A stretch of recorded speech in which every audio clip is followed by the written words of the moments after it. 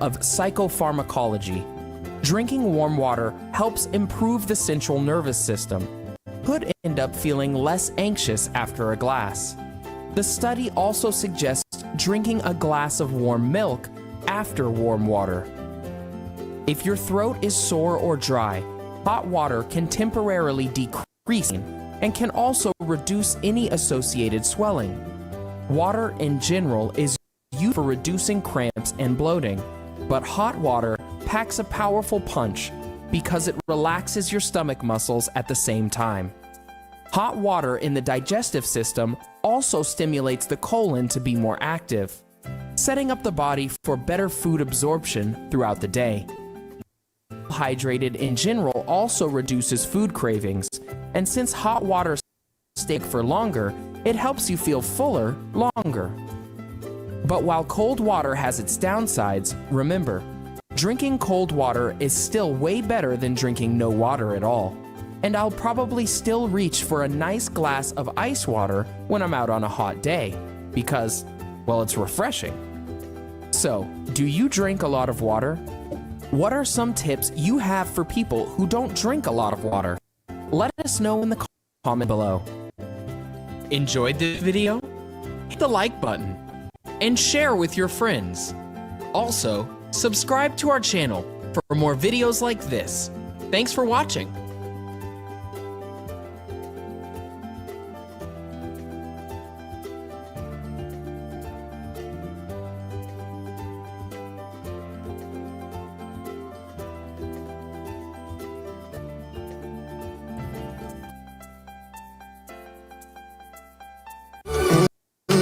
You be my queen, I don't need no rule.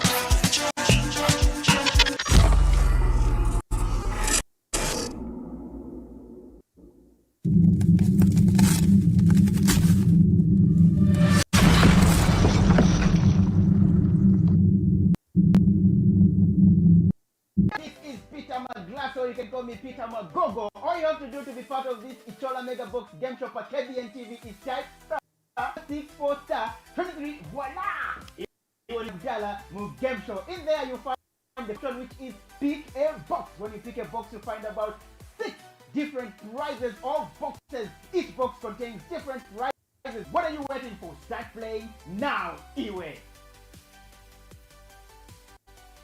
Hello, this is Peter McGogo. Yes, all you have to do to be part of Ichola Mega Box for KBN type *464 *23, Iwe, voila! Nishu wangena kudala mu game show Mega Box for KBN TV, Iwe.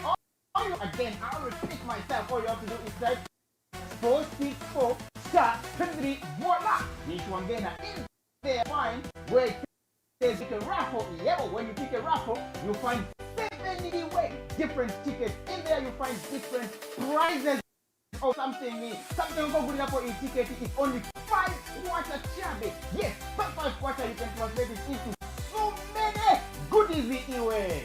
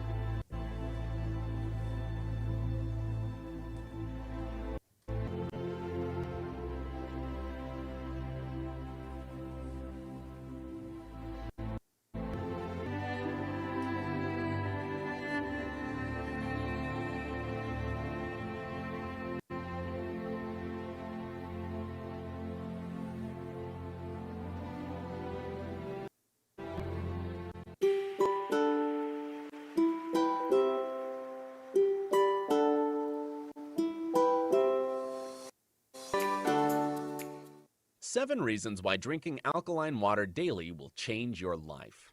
1. Hydration. Research shows that drinking alkaline ionized water hydrates your body better than helping to relieve stress and promoting higher energy levels. 2. Detoxification. Alkaline ionized water provides the body with a daily cleanse. Your kidneys, colon, and liver will smile as ion trapping draws out acidic toxins and increased levels of antioxidants for cleansing. 3. Balance body pH. Research shows that by raising the pH of your urine by just pH can prevent or eliminate the symptoms of metabolic syndromes, such as high blood pressure, high cholesterol, high blood sugar, kidney stones, and obesity. 4. Weight loss. Better hydration allows you to have more intense workouts that burn more calories.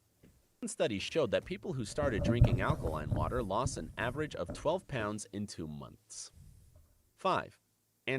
Alkaline water triples the antioxidant strength of vitamin C. Alone it acts to counteract harmful reactive oxygen species with DNA and tissues. Combined alkaline and vitamin C work effectively to neutralize harmful free radicals. 6. Heart health and blood pressure. Alkalized water has been shown to reduce blood pressure and lower cholesterol levels in people with mineral deficiencies. 7. Health. Alkaline water has been shown to reduce oxidative stress in the body, the liver. Alkaline water has also been shown to increase level of a critical antioxidant protects the liver. For more information on how alkaline water can improve your health, click the link in the bio or visit www.mypalm.com.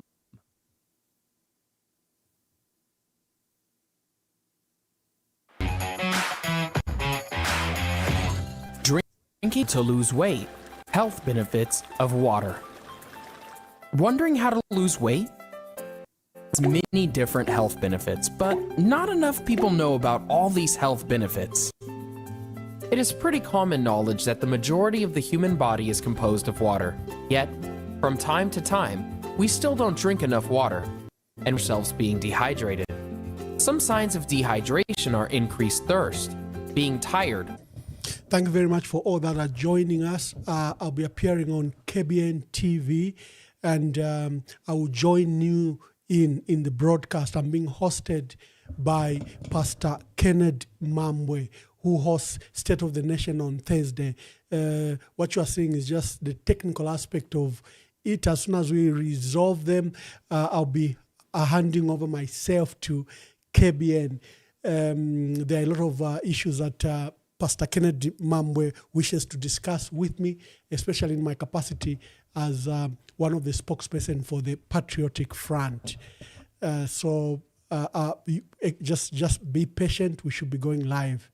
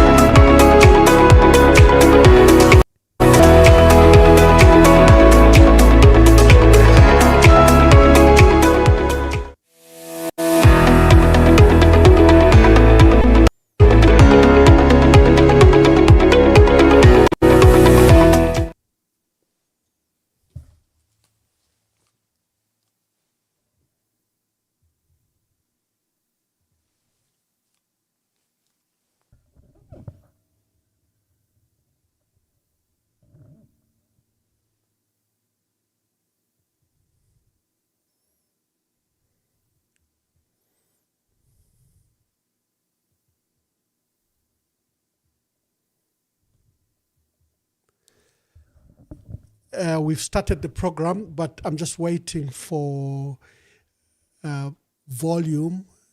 Let's see. To State of the Nation. I can see Pastor. Thank you very much. Ambassador, can you hear me? I can hear you, but let's configure the picture. I think the picture is showing one person. Yeah. Mashan, please.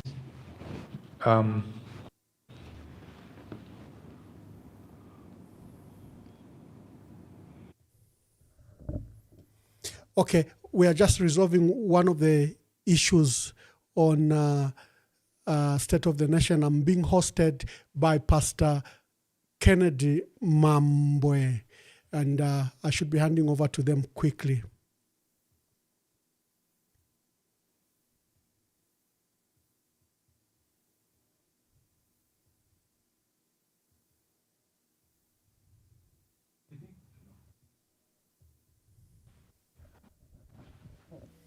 Pastor, over to you.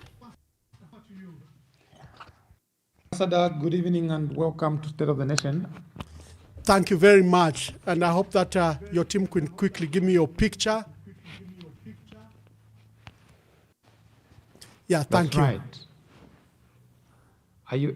Are you able to get me? Yes, and I can see you. Hello, Ambassador. Yes, I can see you. All right. We're going to take a short break to resolve the technical glitch and connectivity between ourselves here. Ambassador, there he is.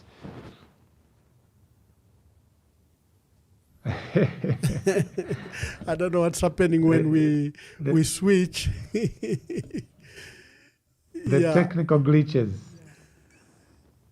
Yeah, let's take a short break as we resolve the issues. Right.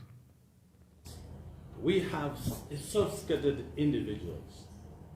And that is why, under the direction of the Commander-in-Chief, we have as a lead element the Special Forces. There is a reason for us to commit Special Forces. There is a reason. Ordinarily, I would have asked the brigade commander to get some of his troops with Zambia Air Force and go and deal with the situation. The Army commander is not saying, as part of a joint interagency operation, I will go in Mufumbe and open fire at Engo. We have targets that we are going to eradicate. And anybody, honorable minister, who is going to make a mistake of pointing a gun at the special forces, we will get rid of him. We will get rid of him. When I was saying there will be consequences and loss of life, when the bullet leaves the barrel, we have no control over it. It will hit this guy, it will go to the next guy, and obviously we're expecting an injury. Honorable Minister, you know that we're not going there and start killing people anyhow. We have our only targets, and those targets, we shall eradicate them. We will eradicate them by any means necessary.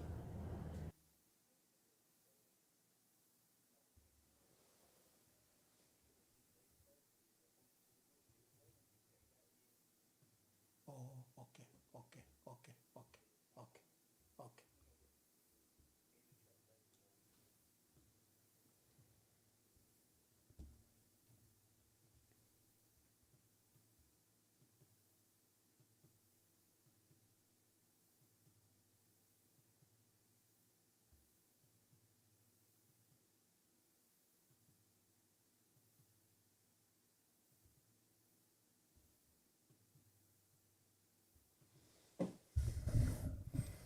Okay, family, I'm being hosted by KBN, and I just want to ensure that the connection is okay, but so far we seem to have a problem with it.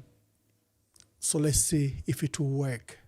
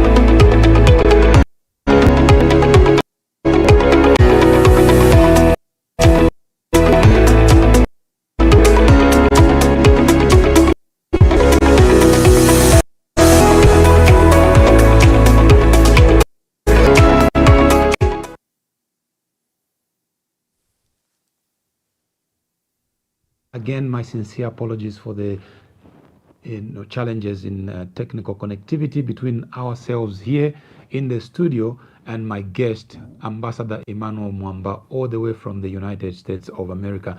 Let me take this opportunity then to welcome Ambassador Emmanuel Mwamba to State of the Nation. Thank you, and thank you, Pastor Kenneth Mambwe, and thank you for the gracious opportunity by you and your management in hosting us. Hello, Ambassador. Ambassador, I'm not able to hear you. Oh, thank you very much. I was just thanking you for the opportunity, and I was just thanking you for hosting me. Ambassador, how are you doing in the USA? Are you not facing the wrath of Mr. Trump? I'd like us to start on a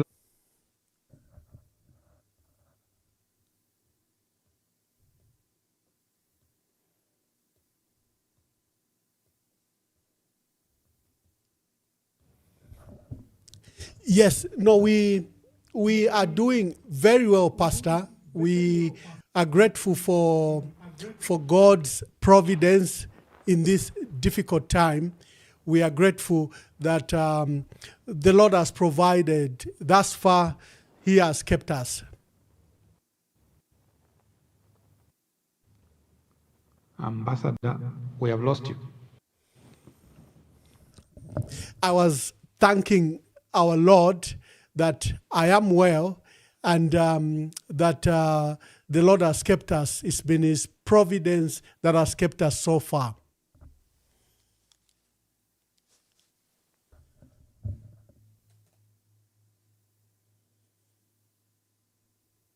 We seem to have some challenges. But Pastor, you can go ahead. Feud between yourself and Dr. Nevas Mumba. Does this look like an attempt to hold scores themselves? Yes, thank you very much for that opportunity and the question. I don't know, Pastor, I don't know what the glitches are, but I can get you very, very clearly, and I've heard your first question on Pastor Nevas Mumba.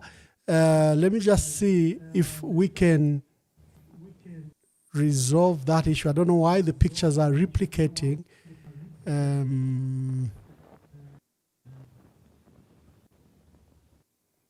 Yeah. Anyway, as we are resolving that, I think our people can get the audio. I was saying, thank you very much for your question. Your question on Pastor Nevas Mumba. You are stating that you saw my write-up and the write-up with Pastor Nevas Mumba. Is this a personal feud? Connectivity challenges with my guest. I'm not too sure happening on his end. Technical challenges are bound to happen, but I hope we can get past these glitches as soon as.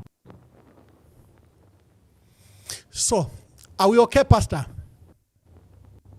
Are we okay?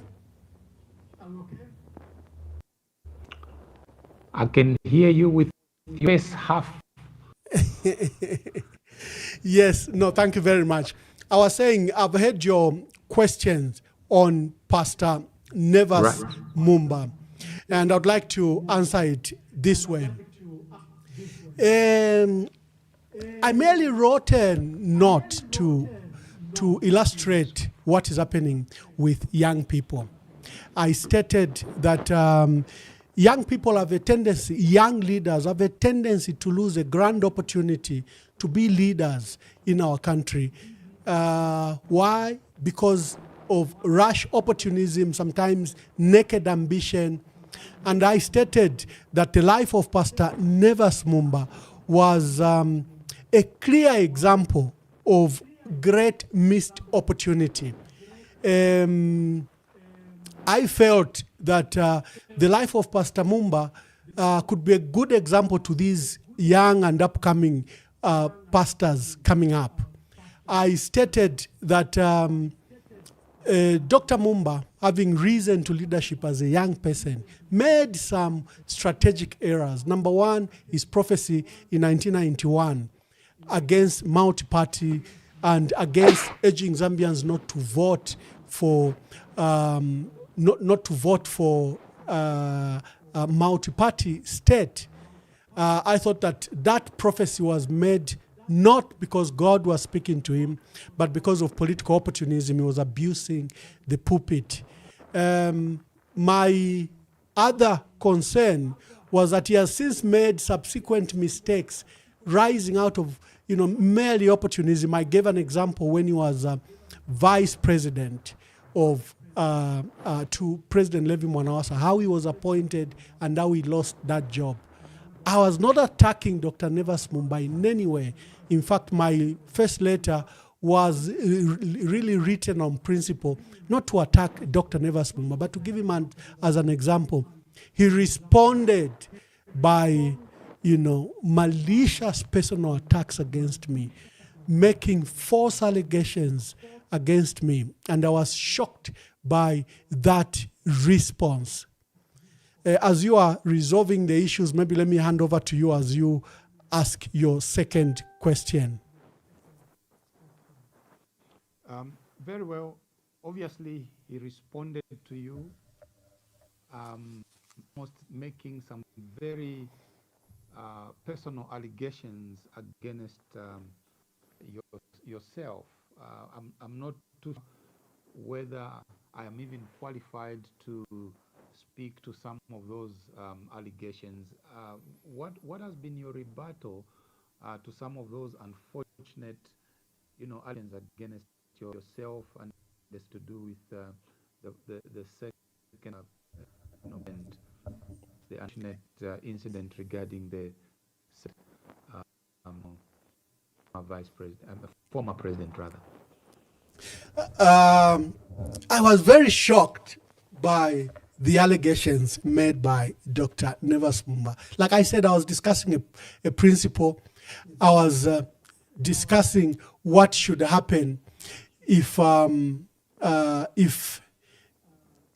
young leaders, because I'm seeing similar opportunism, similar traits by very, very good leaders that are potentially can be our presidents in this country in 2026, and they are making those mistakes. So the response by Dr. Nevas Mwamba, where he personally attacked me, he said I need to take care of the family of the late president, that me and probably he was insinuating me and Mr. Sata probably had something to do with the death of the late president. Those remarks are not only criminal, they are not only defamatory, and I reserve the right to pursue these matters probably in the legal court, because there are many people that make these allegations. They are no ones. But when a former vice president who was eligible to rule our country makes those mistakes, makes those allegations, he must be held to the strictest of proof. To my knowledge, the late president died of natural circumstances. I'm not aware of any other circumstances. We had been nursing the late president with a serious heart condition from 2004.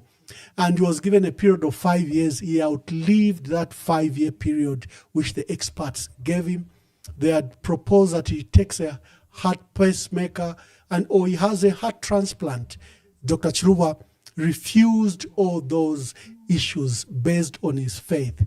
To my knowledge, and even to his medical doctors, he died of natural causes. So to repeat the false assertions that go on social media by a man of the stature of the vice president shocked me. And like I said, I reserve the right to pursue these matters and to hold Dr. Nevas Mwamba in the strictest of proof of what he said. Like I stated, to my knowledge, the late president died of natural causes. He had a serious heart condition from 2004 till we lost him in 2011. Pastor, it is just so sad that you raise a principle and people choose to be malicious. You raise an argument based on rational matters, then they decide to bring character and personal assassination. And that is what has characterized our debate in our country. Normal debate just doesn't exist.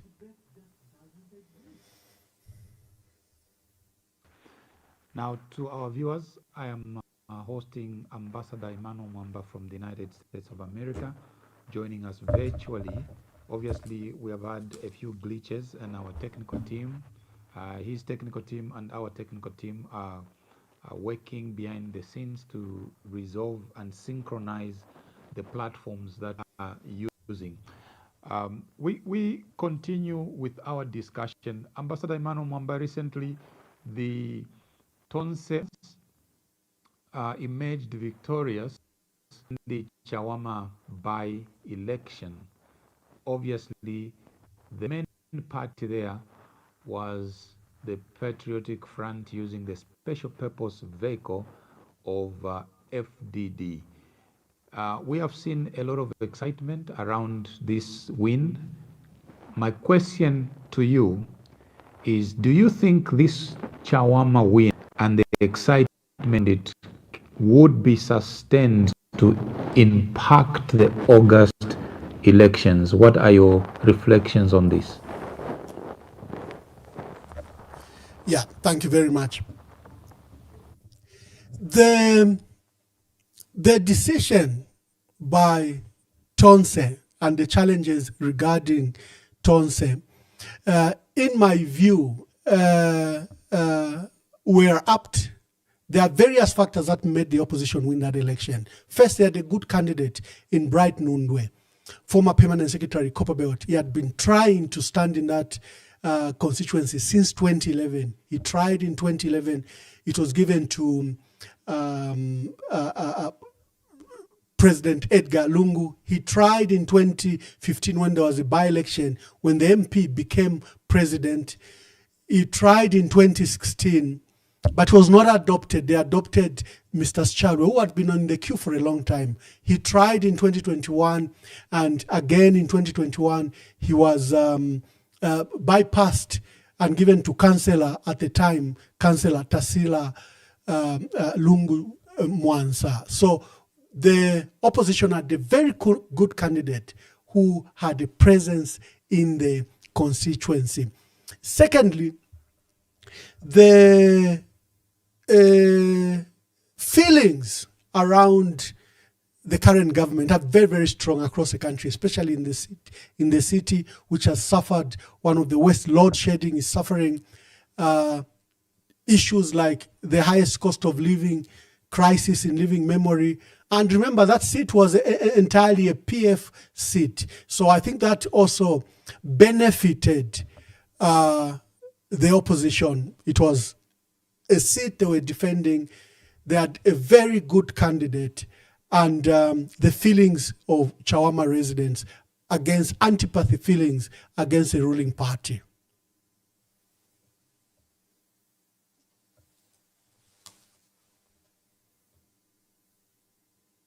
Chawama victory must be treated, independent of the national sentiment. Do you really think that what happened in Chawama could actually be replicated in the August 2026, or this is a standalone victory and it must be treated as such? I need to get clarity on that. Thank you, Pastor. No, not at all. The feelings against this government are quite high across the country. They are quite high across the country. Like I stated, that the country is facing some of the challenges we haven't seen in a long time. We are still dealing with debt. They say they've restructured debt, but look at the rate in which they have borrowed and have borrowed more. Look at the, like I said, the cost of living crisis, load shedding. I'm getting reports on social media that it looks like load shedding is back. We had this hiatus where there was no load shedding before Christmas and up to around 10th, but load shedding seems to be back. And I suspect that the exports are back because the industrial outputs in Namibia, Botswana, DRC and South Africa are back where we've been exporting power. They could have been on industrial break. So the government has failed to resolve the issue of load shedding. The government has failed to resolve the issues affecting our people. We are in January and look, we have a crisis with farmers. How can we have a crisis of farmers deep in the farming season? Our farmers are already tending to crops that are probably above knee. They needed fertilizer at the beginning, and now they need top dressing, and most of our farmers remain unpaid. That in itself has been a very big crisis. So the feelings against this government is very high. If President Hakainde Hichilema was to win this election, he would win it. Not because he's a good candidate, he would win it because the opposition probably would have split their votes. What I've seen personally involved in trying to unite the opposition is that we might have a candidature of Harry Kalaba, we might have a candidature of maybe Given Luwinda, we might have a candidature of Brian Munduwile, we might have a candidature of Fred Membe, we might have a candidature of Sebastian Copeland and a plethora of other candidates. The project to unite the country, to unite the opposition, I think has so far failed. We've been on this project since 2023. We had first a working group of opposition where there was everyone, including Fred Membe and Winter Gavimba. When it morphed into the United Kwacha Alliance, we saw cracks emerge. It went into Tonse Alliance, we've seen cracks emerge. Now we have the People's Pact, we have the United Front, and now we have this new initiative by elders. For me, a few months before elections, I'm beginning to give up that our people may have to choose among the leaders of the opposition. It's likely that they are determined in their own ways to participate in this election, and for me that scares me. It might advantage President Hakainde Hichilema, but also it might be like Malawi, where there are 14 candidates and the people of Malawi went for an old man, 84-year-old man, who they singularly just voted for en masse. That might also happen if the opposition were to win in our country, but we might brace ourselves that we'll have multiple candidates against President Hakainde Hichilema. It could be a disadvantage, or people wake up like it was in Chawama, where they chose to vote for one candidate. Citizen First had a very strong candidate in Captain Mlenga. NCP had a very strong candidate in Muhammad Chikwete, one of the councillors and CDF chairperson.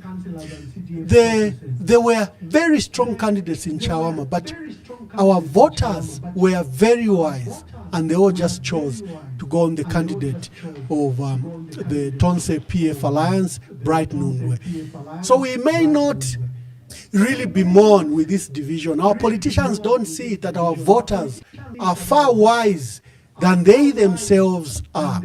And all these efforts to unite them, if they are failing, like I said, we might see Makebi Zulu on the ballot, we might see Brian Munduwile on the ballot, we might see Given Luwinda on the ballot, we might see Fred Membe on the ballot, we might see Harry Kalaba on the ballot, we might see Sebastian Copeland on the ballot, we might see KBF on the ballot, and our people will appeal to the wisdom of our people to choose who they think can rescue this country, who they think is capable of forming a team that can change the course and direction of our country. A leader mature enough, brave enough, strong enough to challenge the UPND and President Hakainde Hichilema. That decision may be left to our people, because the collective effort of you, Pastor Kenneth, myself, the elders that are involved in this, members of the church, bishops, pastors, have all tried to unite the opposition. And so far, the prospects look gloom. Well, now talking about a fragmented opposition, I would like to stay with that thought and perhaps narrow it down to your party, the Patriotic Front.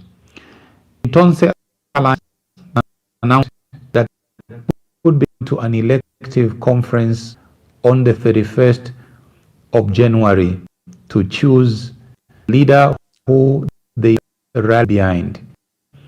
The bigger Patriotic Front, which was the anchor party previously before they were booted out of Tonse Alliance, they through the acting president, Honorable Given Luvinda, who was our guest last night on the big hour here. He has announced that the PF is going to an elective conference at the end of February.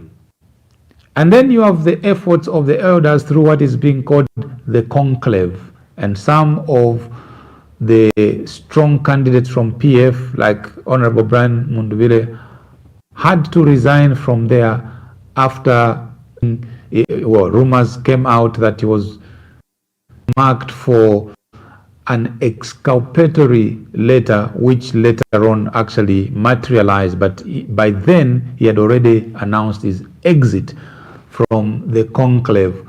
With all of that going on, do you think that in the next 4 months remaining before Parliament is dissolved in May, there is absolutely nothing that could happen out of all of these efforts? You think to come down to the masses to choose who they think is the best candidate among all of these? And I would like for you to speak to whether or not these are, self-centered kind of desires from all of these, presidential candidates. Is there not anything, a cause bigger than themselves that can tell them that let's withdraw and let one or two of us take the front seat?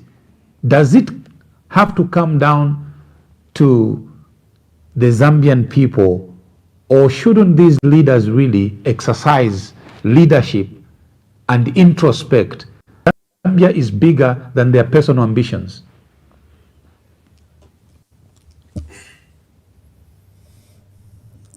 Thank you, Pastor. Thank you very much. Sadly, I've been involved in this process, especially the last, 6-7 months, in trying to bring the opposition together. I have used my platform to showcase them and encourage them that they should be willing to lead and they should be willing to be led. I have hosted nearly every presidential candidate, all of them, I think 25 of them, from Binwa Mpund, John Sangwa, Sebastian Copeland, Given Luvinda. I have hosted all of them and I made them commit here on my program, if they'll be willing to be led in the event that they cannot lead.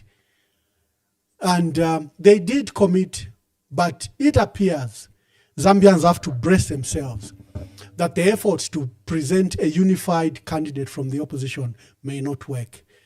In my party alone, we have up to 11 candidates. We're supposed to go to a process that should elect one. I am willing, for example, to withdraw. I'm willing to accept whoever will be winner, especially the circumstances I face. I don't know if colleagues are willing to do that. I don't know if colleagues are willing to let the winner be the flag bearer. This is just in the Patriotic Front alone. The process at Tonse, that will happen on 30th, let us put it very clear from the the architects of Tonse, who were the PF and the late president, learning from UKA, said PF should be the anchor party, and PF, looking at that is the largest political party in our country, should provide a presidential candidate, and it should host the secretariat. The breakaway that has occurred, where PF is no longer there, for me, makes that process entirely illegal from the perspective of Tonse, because they've renounced the MOU that all these parties signed, and they've started a process where the Patriotic Front doesn't exist. I have questioned the presence of my colleagues, such as Honorable Brian Mundubile and others, who are participating in a process that has expelled the PF. Because how can you participate in a process that has expelled your party? What does it say to us, the leaders who are in the Patriotic Front? What does it say to us, the members? And all those issues are not helping our country. They are not helping the opposition. The opposition has been very disruptive. But can I just blame the opposition? No, Pastor Kennedy, you must be aware that we are highly infiltrated. There has been a huge investment made by the state to destabilize the opposition. They started by destabilizing the Patriotic Front, making the Patriotic Front attempt to have a breakaway. They've taken away the legality of the Patriotic Front and given it to a stooge from State House. Our member of parliament from Mafinga, who we expelled, purports to be the PF president. And despite all the court processes we've started, they've never ended in a manner that should satisfy the law, that should satisfy justice. Even now, there are 2 court processes where we're told that they'll be ready by first week of January. Today, we are going almost 10 days later, and none of the 2 judgments are ready. So the division in the opposition, the infiltration, is also as a result, not just of personal egos and personal interest, but also largely attributable to the state that has unleashed Levin Goma on all of us and is buying whichever voices it can buy. We hear there are some leaders in the opposition that go to State House in the night or meet Levin Goma at his farm. There are all these rumors flying around. So our duty as the opposition is to seek a leader who is not compromised, who's not in any way can back or give away the will of the Zambian people. The Zambian people are very clear. They've decided that I think the UPND time is up. Time is up.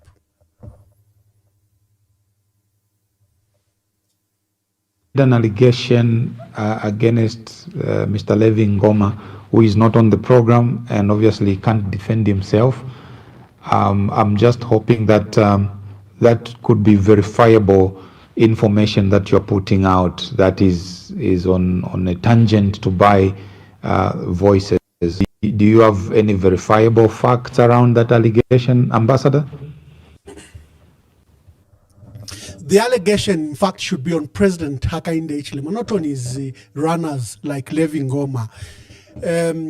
When our dear brother Mal Sampa held that first conference, you saw where the challenge was. You saw where the difficult was. That this was a State House project. Look at the number of deployment.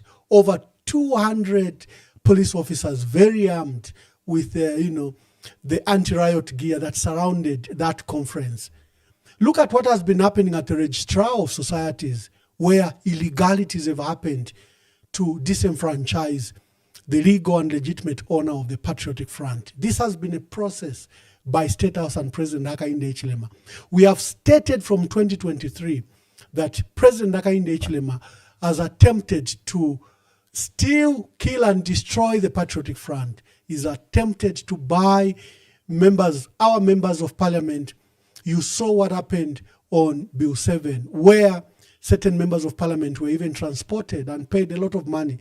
They said to Livingstone and they said to Lower Zambezi to vote for Bill 7. So these are not political allegations. These are verifiable information that we've repeatedly stated that President Hakainde Hichilema has been engaged in attempting to destroy the PF, which is the largest opposition party, and in turn destroy the opposition. Look at the number of people he has jailed. Nearly every leader in the opposition is facing some criminal charge of some sort, or is in jail, or is on bail, or is facing an investigation.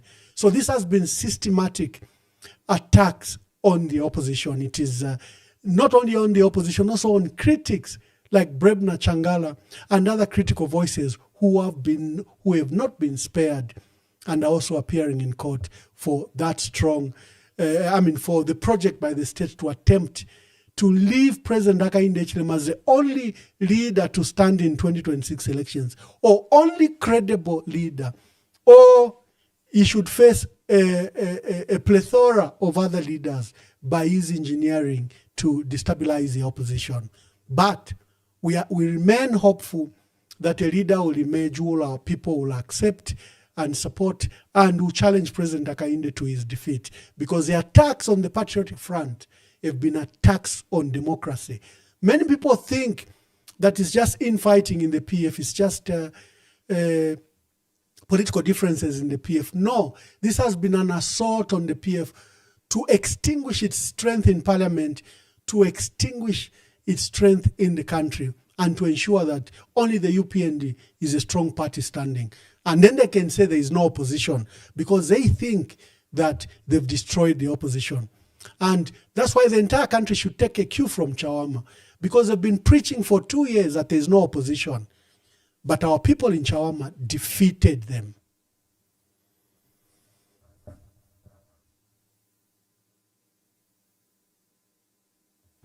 Of a Zambian farmer. This year, the Lord has been great. The nation has been blessed with abundance of rains. Across the country, there is not a place that is complaining of scarcity of rains. There is absolutely an outpouring of the rains from the heavens nearly in every corner of this nation. Recall, Ambassador, that the government promised that by the 10th of February, every single farmer would have been paid. Today, without exception, there are so many farmers in different districts and provinces of this nation who are crying. We have seen videos, we have seen pictures, we have read and listened to news and reports of queues and accused of farmers not yet paid. And the worry now at the back of every farmer is how will they buy the critical farming input, because they were depending on that money. Remember that the government discouraged farmers from selling their produce to so-called briefcase farmers and recommended they must sell maize to the Food Reserve Agency. Which Food Reserve Agency, today is the 22nd of January, has not paid upon millions of farmers that supply the produce. What are your thoughts around this crisis? I call it a crisis because it's not affecting only a section of society. It's affecting a broader spectrum of farmers, especially small-scale farmers across the country. What's your reaction to this? Thank you, Pastor. It is very clear that there are historical legacy issues arising from our farmers not being paid. One of the issues is that from what I've noted, from 2011, the Ministry of Finance, I don't know if it's under the direction of the IMF and they think they are fooling IMF, always plan for 500,000 metric tons, which is supposed to be our national strategic reserve. Many experts have stated that, in fact, our national strategic reserve has risen from 500,000 metric ton when it was set up in 1994. Now our country consumes up to 2.4 million metric tons of maize per year. Now, your National Strategic Reserve should be a harvest that should last you a year in the event that your farming season, in one way or another, floods, drought, or whatever the circumstances fails. You should have a National Strategic Reserve that should last you for a year. So, first of all, we should not plan for 500,000 metric tons as our National Strategic Reserve. That's already erroneous in our planning. Because in the event that we have a serious crisis, that's almost just 2 months supply.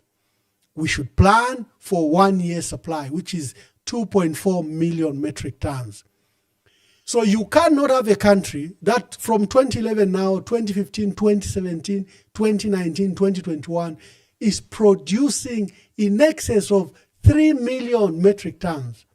And you plan to buy 500,000 metric tons. You are planning to fail. Clearly, you are planning to fail for that reason. You know why? Because the commercial farmers have stayed away from maize. The maize issue is a political issue. A commercial farmer will not venture into maize because it's not sold at commercial rate. It's determined by a floor price issued by the Food Reserve Agency. So commercial farmers stay away. So if the country is producing an average of 3 million metric tons and you plan to buy 500,000 metric tons, there is no marketing strategies placed. There are no proper markets where our farmer can take. An ordinary farmer can't export to DRC. It requires, a proper value chain based with proper commodity traders set up in our country if our farmers were to sell to the private sector. So there is no capacity for our farmers to sell anywhere else other than the Food Reserve Agency. So then why does Ministry of Finance from 2011 plan to buy 500,000 metric tons? Because eventually when you buy the maize, what will happen is you either only have money for 500,000 metric tons, and for the 2.5 million metric tons or 3 million, there'll be no money available to the farmer. The politicians will keep on lying to our people that will pay you on September, in October, in December, and now here we are in January going to February and our farmers remain unpaid. So one of the issues is in the planning, and Ministry of Finance has not helped the process. Number two, when government says we'll pay you by 10th, they should pay you by 10th. Today I saw a funny video where farmers were being told to go to Wengwa police station, that they should report themselves to Wengwa police station. Apparently they had sent, I think, a cashier at the police station to pay the farmers around Wengwa. So it's even very ridiculous how we are handling this matter. The pain of seeing those videos of our farmers sleeping in corridors, sleeping at banks, sleeping at FRA sheds is regrettable, and it demonstrates a failure of leadership. Remember that our president prides himself that he is a farmer himself, that is a rancher and is a crop farmer, and that he understands the issues of the farmers. So how can we have this catastrophic failure of leadership in the agricultural sector since 2021? He sold maize when he didn't need to. We have high prices of mealie meal because he depleted the National Reserve and exported all our maize to DRC and Congo. The replenishment that has come is already exporting to Malawi before we can even settle yet to build our proper reserves. It has been chaotic, and it's lack of leadership. And remember, that's why our people are asking, where is the president? Where is the president? Because if you have these issues, you have diesel shortage, and no one is talking about the diesel shortage. You have army worms that are ravaging some of our crops in some provinces. There is silence around it. You have floods that have washed away bridges and crossing points. There is silence. And that's how our people are asking, where is the president? And his team, Pastor Kennedy, do not help, because they show the president playing with his cattle or is walking in his field while the nation is grappled with huge crisis. their actions do not help either in the narrative, because here is a country in crisis, and then you are seeing a president frolicking with his cattle. It doesn't show seriousness that there's someone attending to the matter. If his system was robust, his system was effective, we would have seen a team around washed away bridges and crossing points. We would have seen robust responses to flooded areas. I was looking at the pictures from Mozambique where the president is visiting all flooded areas in Mozambique. We can't see that. We saw one picture of Honorable Mutalena Lumango going to Lundazi because that's one of the worst cases, but the floods are everywhere in Muchinga, in Central Province, in Southern Province. Remember, in Southern Province, we have over 1,000 people on record that have been displaced and they are living in tents. So we have a crisis, but the response has been poor. And the matter affecting our farmers is depressing, to say the least.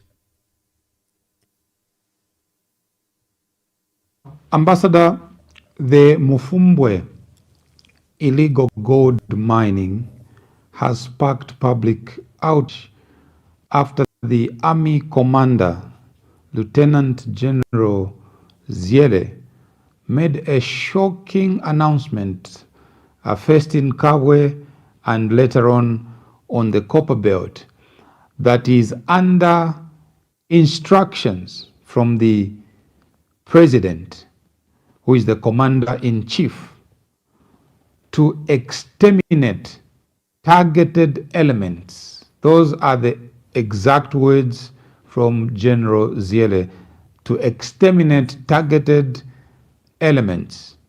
Now, I want to ask you, how did you receive this information of potential imminent extermination? But before you answer, let's watch this video. Under the direction of the Commander-in-Chief, we have as a lead element the Special Forces. There is a reason for us to commit forces. There is a reason. Ordinarily, I would have asked the brigade commander to get some with Zambia Air Force and go and deal with the situation. The Army commander is not saying, as part of a joint interagency operation, I will go in the Mufumbwe and open fire at them. We have targets that we are going to eradicate. And anybody, Honorable Minister, who is going to make a mistake of pointing a gun at the Special Forces, we will get rid of him. We will get rid of him. When I was saying there will be consequences and loss of life, when the bullet leaves the barrel, we have no control over it. It will hit this guy, it will go to the next guy, and obviously we expect an injury. Honorable Minister, you know that we're not going there and start killing people anyhow. We have our own targets, and those targets, we shall eradicate them. We will eradicate them by any means necessary. With consequences, we have targets to eradicate, and there will be consequences. Ambassador, your reaction.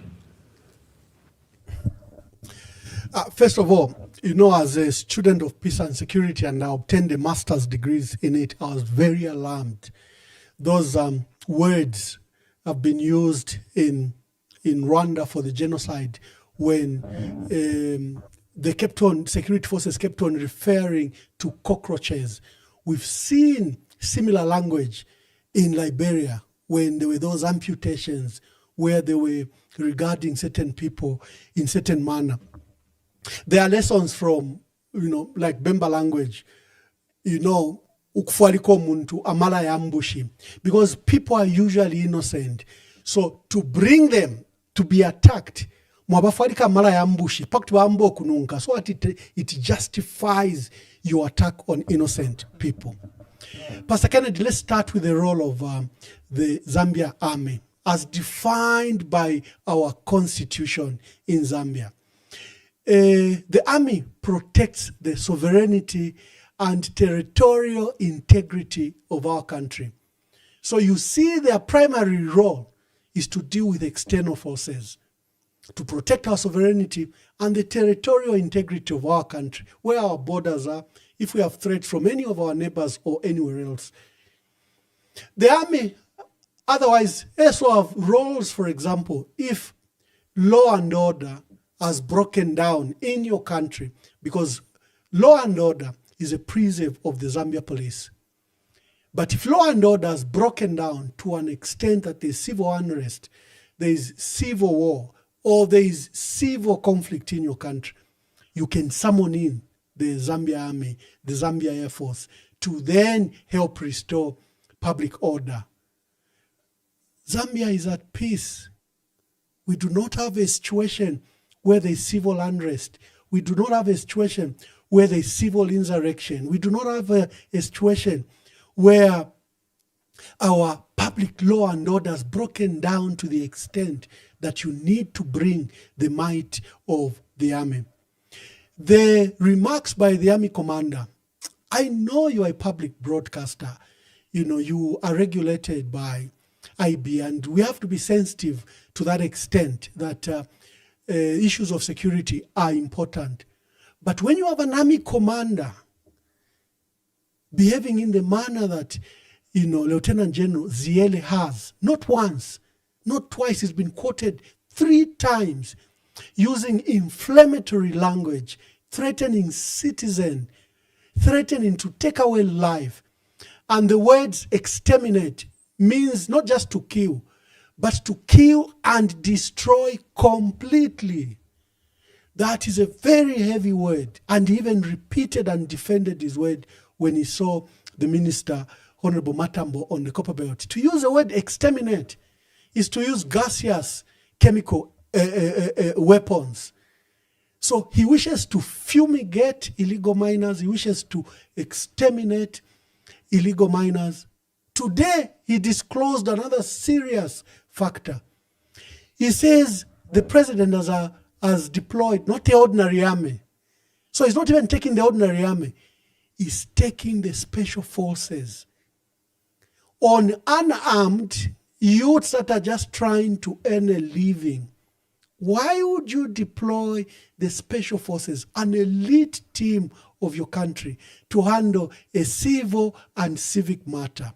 There's something terribly wrong here. And the army commander, unfortunately, must be held to account. He's a constitutional office holder. His roles are defined by the Constitution. When we criticize him, we are not criticizing, a sensitive area like the Zambia Army or the security forces. We are worried with the effect of his words. If he wishes to exterminate any Zambian, that is already bordering on human rights abuses that can take you to the International Criminal Court. So it is a very unfortunate development. And he has stated again that these instructions are coming from the president. 1, to exterminate and fumigate. He's quoting the president. 2, he's saying that there is a designation of the special forces to be the lead agents. So this is a multi-agents program. The police, maybe ZNS and others, and the intelligence.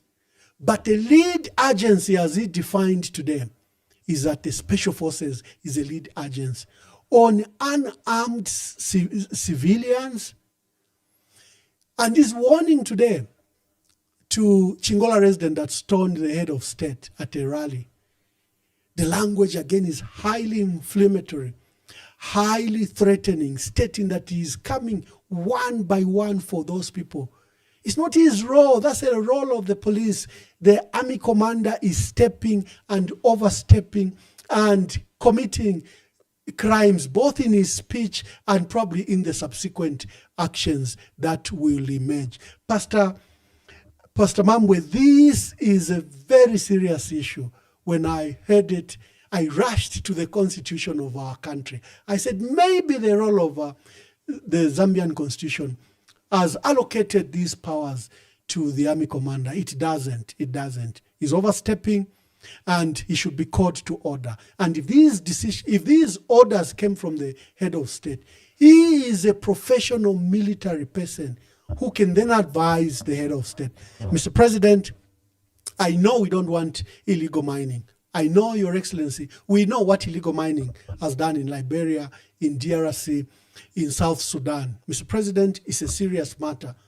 But Mr. President, I think let us take these steps. Your instruction, though lawful, if carried out, will have serious ramifications.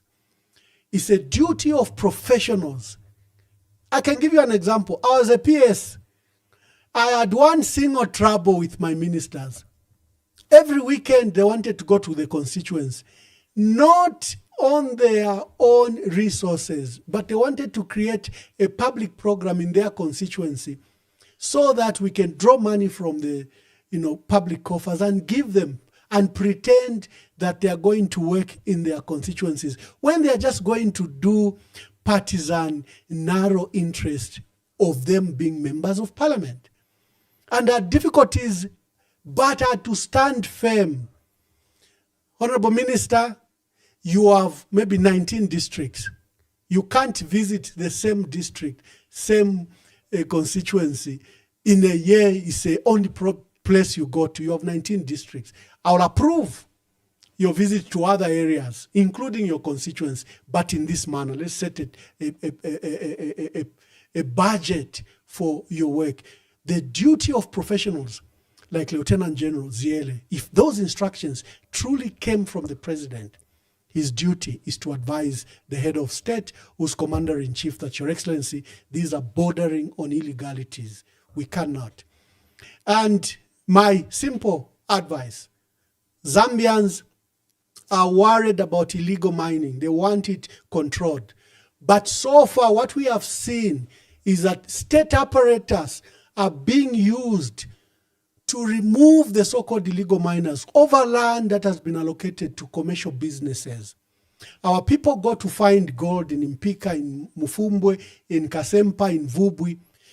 The corrupt people at Ministry of Finance or Ministry of Mines quickly get that area and allot, give exploration licenses to investors from South Africa or anywhere else when the gold has been found by our people.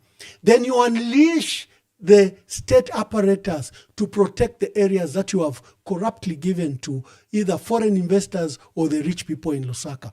Our people can see through that you are using institutions of the state to benefit private interest. That should not be allowed, Pastor Kennedy.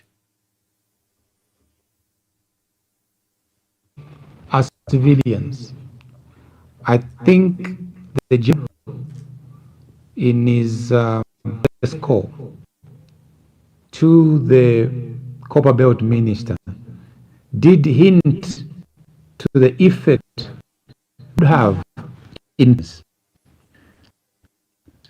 Might suggest that if they do not act, there are certain activities in those targeted areas that might impact our sovereignty. He didn't give much detail, but he seems to suggest that they are acting on solid intelligence that has prompted the state to issue those instructions. Maybe you may be commenting from an uninformed perspective. It's just an alarming statement to justify, the use of state apparatus to secure private interests. That's all. If government is worried about, resources being looted by unknown people who are not paying taxes, they should start by imposing taxes on the big mines themselves. We are letting the big mines export concentrates free of charge. We are giving our mines tax holidays. The so-called special information that they may have. The people mining in Mpika, our young people. And I would like to agree with Frank Tayali, the Minister of Transport, who challenged his colleagues and they were trying to stop him at the rallies a day after the president was, booed, stoned, and chased from Chwempala. They held a rally in Kitwe. You remember what Frank Tayali said? Mr. President, the people are allowing illegal mining is ourselves here. We have youths that we have sent in these areas. We get cashing from them. A month after Mfumbwe gold mining was closed, there were public reports by ZMBC and all of you where 4 young people had died, 2 from Central Province and 2 from Southern Province. And everyone asked, but you closed the mine. How can then people die in the mine that you had closed? What is happening here is that the ruling party is complicit. The ministers are complicit. They have young people they've unleashed and are protecting. Everyone is involved in this illegal mining. Everyone. And the allegation that there are certain interest groups that are being targeted is not true. Look, if there are foreigners who like to park near where mining is taking place so that they can buy, because they're the only ones with disposable income, either the Chinese, Tanzanians, Somalians, Sudanese that have come around, you see them in Impika, you see them in Kasempa. Why don't you do a cleanup, send in your immigration officials and declare them persona non grata? You know who's buying, you know who's mining. You know that you've unleashed cadres because of an employment crisis in our country. Everyone is trying to look away. And like I stated, because there's been an approach that's not equitable.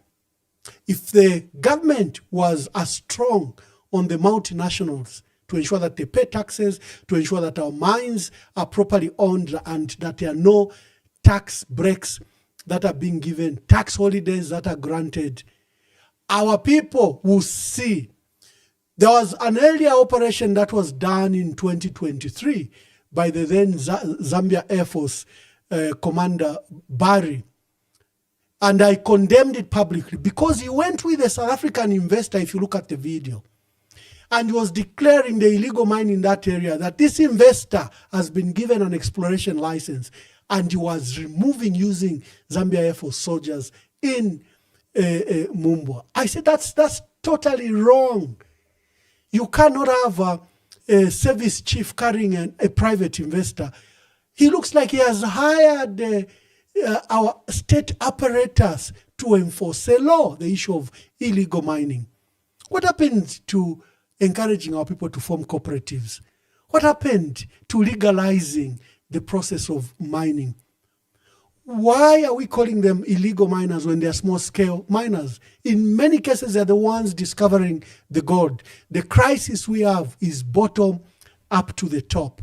You cannot resolve a crisis that is multifaceted by using force and the power and brutal force of the army. You cannot. You are treading on dangerous grounds. So it's very important that we tackle the issue of illegal mining and the mining sector in general properly, in a proper, transparent and objective manner. These ministers that are involved, that send groups that are buying gensets, they're the ones that pay, that are buying food for these illegal miners. At what stage are they illegal miners when you have a minister deploying them to seek gold in these areas, to seek copper in these areas? When you know that there's protection, when the police move in, the police can do nothing because there is a call that will be made to Lusaka and the police are made to stand down. We have created a crisis ourselves. Government has created this crisis.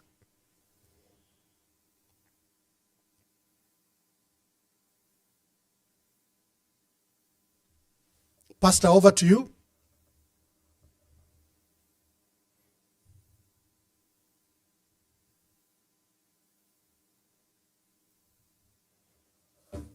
Go back to that thought because we didn't exploit it fully.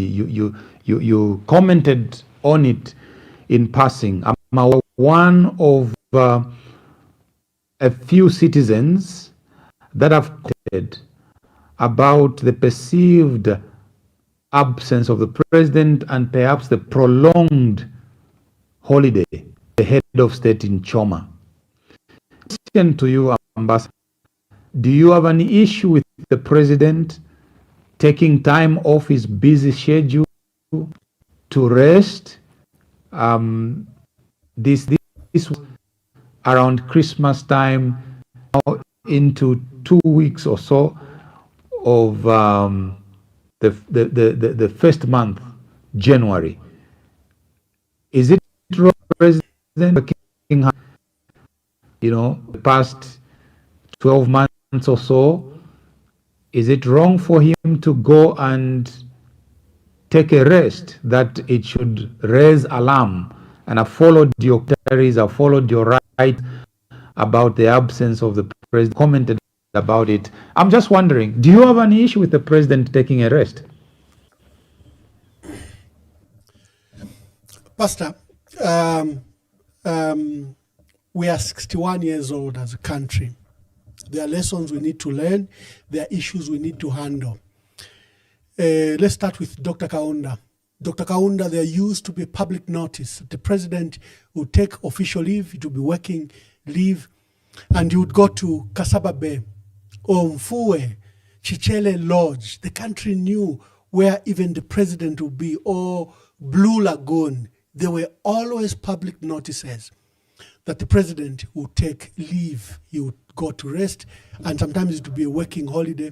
And many times he would even, host meetings from his holiday base. There was no speculation or pressure for the president to come to Lusaka. And that was at the height of serious state and security concerns, both in Zambia and in the region. The president would be allowed to go and take a leave. President Chiluba also would announce. We heard, for example, that he would go to, there would be an announcement and he would be at a lodge that was owned by ZCCM in Mamba. That time, Mamba, I think, was under ZCCM IH. The issue is not the president resting. He's entitled to rest. Muntu fienga ifwe wonse. The issue is when there is lack of information at all, and you're trying to hide the president, when your narrative is jumbled, today you say this, tomorrow you say this, you heighten speculations.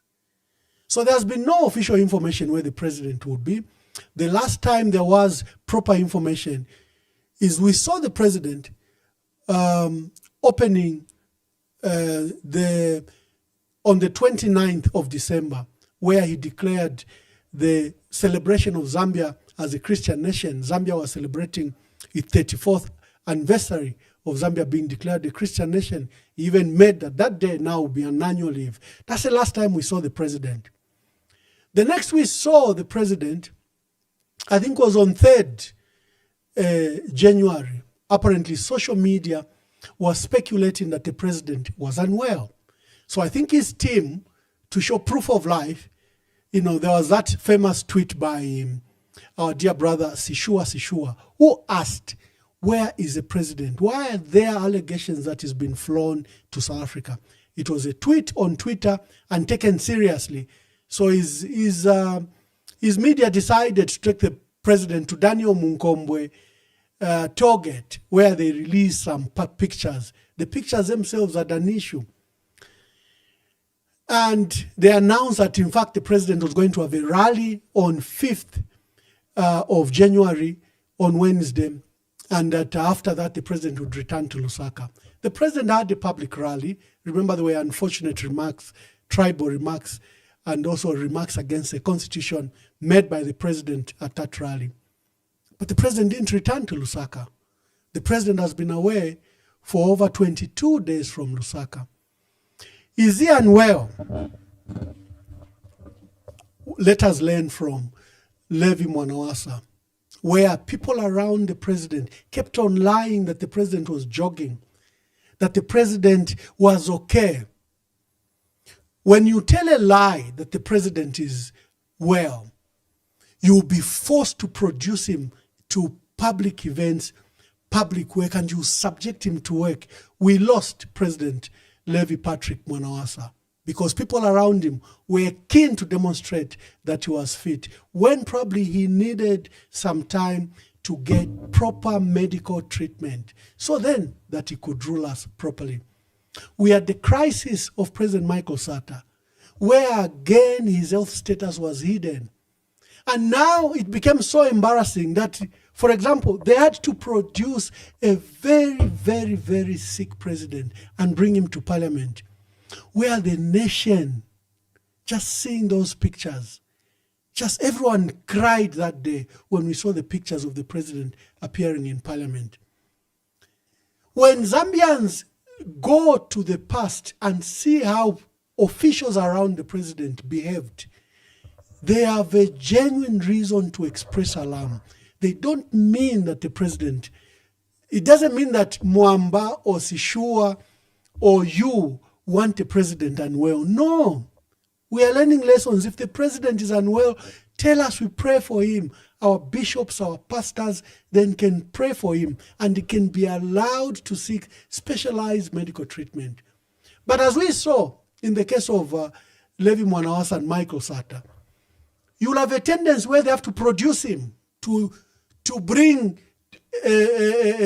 proof of life to a doubting nation. So those are now the embarrassing things you are seeing. Sometimes they're making him go live 3-4 times. If he is on leave, he's resting, he's not well, he's just resting, why don't you leave him to enjoy his holiday and rest? Why don't you issue a formal steady statement and say the president is on leave, for the next 30 days, the vice president will act, or the president is on a working holiday, he will handle some matters himself, but he's on leave. Kennedy, who will raise the question around the president if a formal proper statement was issued? But no one knows when the president will return to Lusaka. Why? Because your narrative has been like that, where you have not given firm answers to the issues that have risen. I personally condemn the speculations around the president's illness. I handled a president that was unwell for 6 years.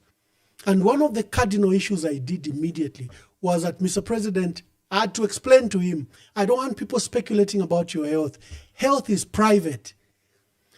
When I take you to UTH, we'll announce to the country. When we evacuate you to South Africa, we'll announce to the country. If you are in ICU, we'll announce to the country. If you are returning to Zambia, we'll announce to the country. When your next schedule is due, we'll announce to the country. And for 6 years, I did that. And there were no speculations around his health because I made the information public. But that's my approach. The current crisis of the president being away has been brought, in my view, by State House itself, where they have not told the nation where he is, what he's doing when he's returning. And remember, we have various crises. Floods, bridges are being washed away. Our farmers are sleeping in the rain, in the cold, in corridors. Our farmers are now being sent to a police station to get their money right in the middle of the season. We have various crises. And so the absence of the president becomes significant. I wish that we didn't have this debate if professionals can do their job. If the president is on leave, tell us. Give us a date when he will return. Maybe we should put pressure on Mutale Rumango, who is the vice president, and ask her, why is there a diesel shortage and there's no comment from government? Why are farmers, you said they'll be paid by 10th? You even swore. But why our farmers remain unpaid? Maybe we should direct those questions to whoever will be active, recognizing that the president will be on leave. Right. Now, what topic says facts in 2026 elections, which is from where you are sitting, you are assuming you are interacting with, political figures. You mentioned that you have hosted opposition, hosted several high-profile, all of them bringing out, and you yourself, you're churning out information nearly on a daily basis, by hour, by minute, sometimes by second. From where you stand, what are some of the major factors you are seeing likely to impact the August elections and the people's choices What are those factors? Thank you, Pastor Kenneth. Number one factor is the state of the Electoral Commission of Zambia. The opposition have demanded that we have an independent Electoral Commission. Currently, it's not independent. We have cadres in the chair, board chair, Mwangala Zalumis and McDonald Chipenzi, clearly open UPND candidates for a long time. We have persons of highly professional, but their role in the past. Brown Kasaro, who's the CEO and the director of ICT, Victor Kachaka, Dr. Victor Kachaka from the University of Zambia, who they've recruited as IC director. We have concerns around ECZ and its independence, and it has shown, both in the voter registration, where there was a clear voter suppression exercise, where if you look at the figures of their targets in Northern Province, Muchinga, Luapula, Copperbelt, and Lusaka, they didn't achieve their target. Yet, they achieved up to 92% target in Southern Province, 90% in Western Province, and Northwestern Province. You have an electoral commission that is determined to disenfranchise Zambians. So number one, we have to deal with the electoral commission. Two, there has to be a proper public professional audit of that register. We understand there are underage children that were recruited. We are hearing a lot of things about the integrity of that register. There are things that the opposition must do. There are over 12,150 polling stations. If going by what has happened in Mwense by-election, in Kawambwa by-election, Pambashe by-election, Mongu by-election, Lumezi, Mfuwe, and now Chawama, if that is anything to go by, we have to monitor and protect that vote to ensure that the will of our people must be respected. There has been manipulation. The UPND, I can put it on record, and we've put it even in official statement, has been collaborating with ECZ, We saw it in these by-elections, where our monitors and camps are destroyed the day before elections by the UPND. And on the day of election, our monitors are chased away. We saw this pattern from Pambashe, Mwense, from Kawambwa, like I was saying, Lumezi, Mfuwe, until also the opposition raise a proper structure to counter that. This election will be stolen for those reasons. The unit of the opposition have already lamented that it might not be there. What we may see is a plethora of candidates, and Zambians must brace themselves and begin to realize that efforts of stakeholders, efforts of political parties may not yield the desired demand by Zambians that they should field one opposition candidate. We are likely going to have a plethora of candidates, and the Zambians must brace themselves to pick a candidate that can deliver the country and can challenge President Hakainde Hichilema. We'll see the abuse of CDF vehicles, CDF money. We'll see the abuse of law enforcement agencies. My young brother and presidential candidate, Makebi Zulu, was in Eastern Province, and at every turn, there was the police to stop him from visiting our traditional authorities, to stop him from meeting our party structures. They were there. So we'll see an increase in the abuse of law enforcement agencies against the opposition and critics. And to Zambians, many people are saying this election is supposed to be our next independence. They are saying independence 2.0. Sadly, our political leaders don't seem to see the urgency to redeem our country. They have probably bought the narrative that is being peddled by the UPND, that they've resolved debt structure, they've provided free education, they've provided CDF. And CDF, by the way, is a joke. Because, if you calculate 46 million by 150, it comes to around, I think, 6 million. It's a drop in the ocean. 6 billion. Our national budget is in excess of 215 billion. So that's under 3-4%. CDF cannot impact anything in our country. It can't develop our country. You cannot deploy 2% of your resources to developing your country. You cannot. The resources in CDF remain inadequate. I've always stated that we should go back to funding districts and district profiles and district development. The money then jumps immediately. Instead of CDF, that's 46 million, you're going to have money in billions allocated to districts and provinces. So there is this lie that the UPND has brought peace, that the UPND is repairing the economy, and all the troubles we have as a result of the damage done by the Patriotic Front. Something that, in reality doesn't speak to that. Reality itself doesn't speak to that. For the first time in 60 years, we have copper price trending at $14,000 a ton. We have cobalt selling at $56,000 dollars per ton. Cobalt used to be $1,000 a ton. Cobalt is now selling at $56,000 a ton.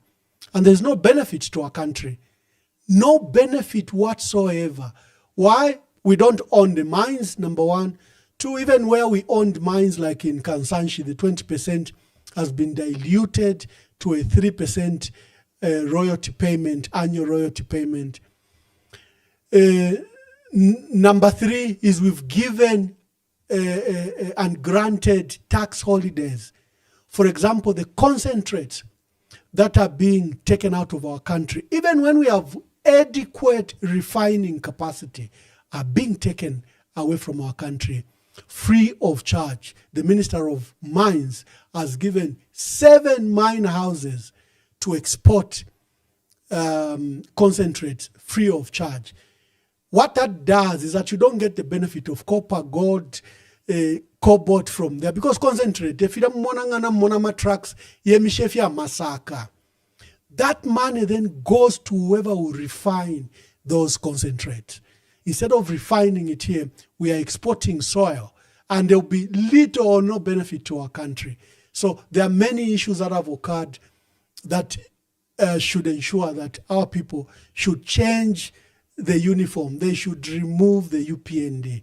The UPND came on a platform, number one, to resolve the cost of living crisis. They said they will reduce the price of millennium, cooking oil, sugar, electricity, fuel. They have done none of that. They said we'll come to resolve the issue of debt. They have not. They've restructured but borrowed more. They've even now run away from the IMF because the decision by I can see we have a technical glitch from our friends. Yeah, okay, thank you.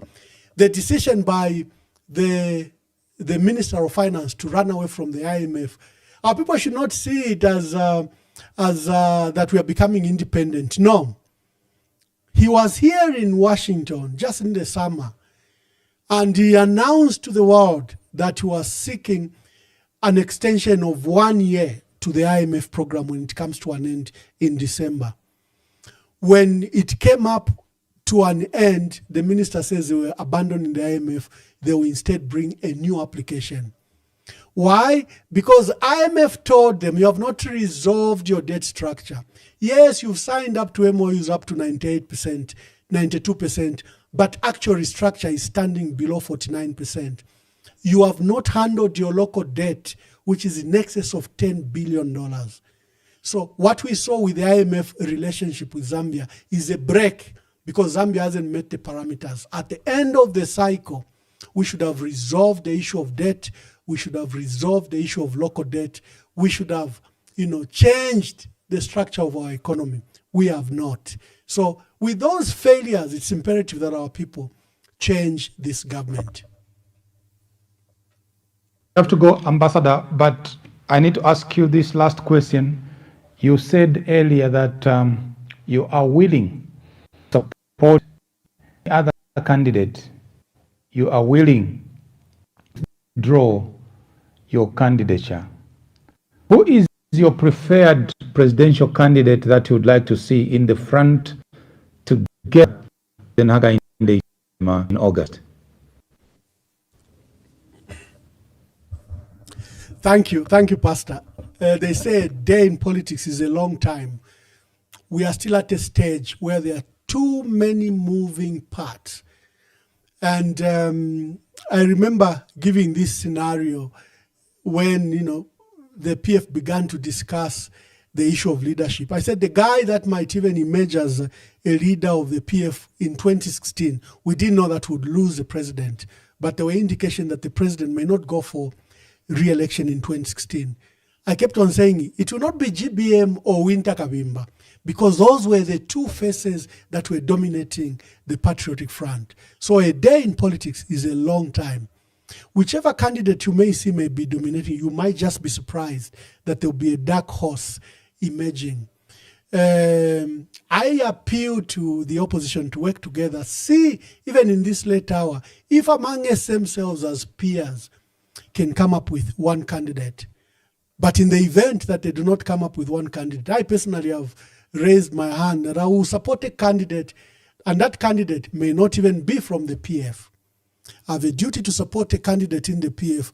But if we are not meeting these requirements of a candidate that can beat Hichilema, a candidate that can gather and have capacity to put a team together, Zambia, I think, is first before we are PF, before we are whatever political party we are.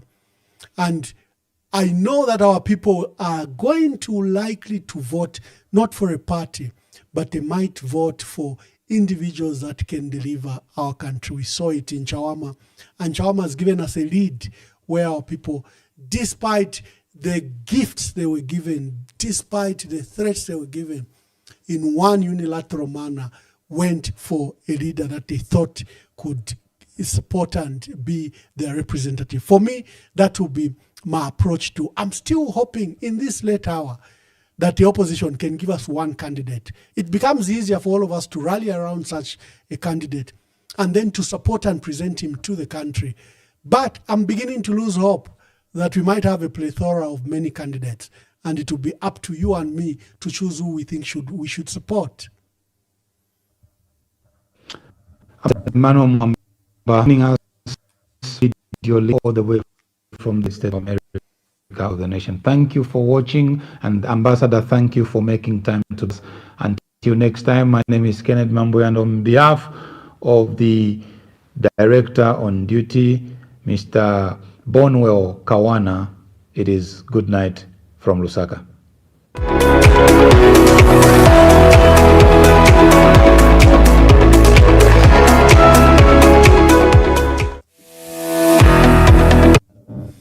Okay, bane, tuashala pansa kafweka. For those that were listening into the program, you can call. Let's hear your views. Let's hear. I was being hosted by KBN. KBN was hosting me. But let me take phone calls. If you were following the debate, let me take the phone calls. What is your impression over the matters we're discussing? So let me just check if my phone is on. Let me check so that, yeah. So let's take your calls and let's hear your contributions. I already have a caller. Hello, caller. Please tell us your name and where you're calling us from. And Dita. First of all, may I take this opportunity to pass my condolences. I know the members are from the chief of Kanyanta, November. My condolences to the family and to the rest of the member clan. Thank you. Thank you. To start with, I would like to speak to issues in line with the Army Commander. Mwamba and the rest of the listeners, what this man is trying to do through the Army Commander, HH is trying to put fear in the most of us. He's trying to do it Uganda way. Okay, that the army should take charge, because you see most of people here, they have not have that encounter with the army. And they think if the army was to come on board, trust me, they will take it easy towards the elections. Basically, all these things is in line with elections. I'll take you back.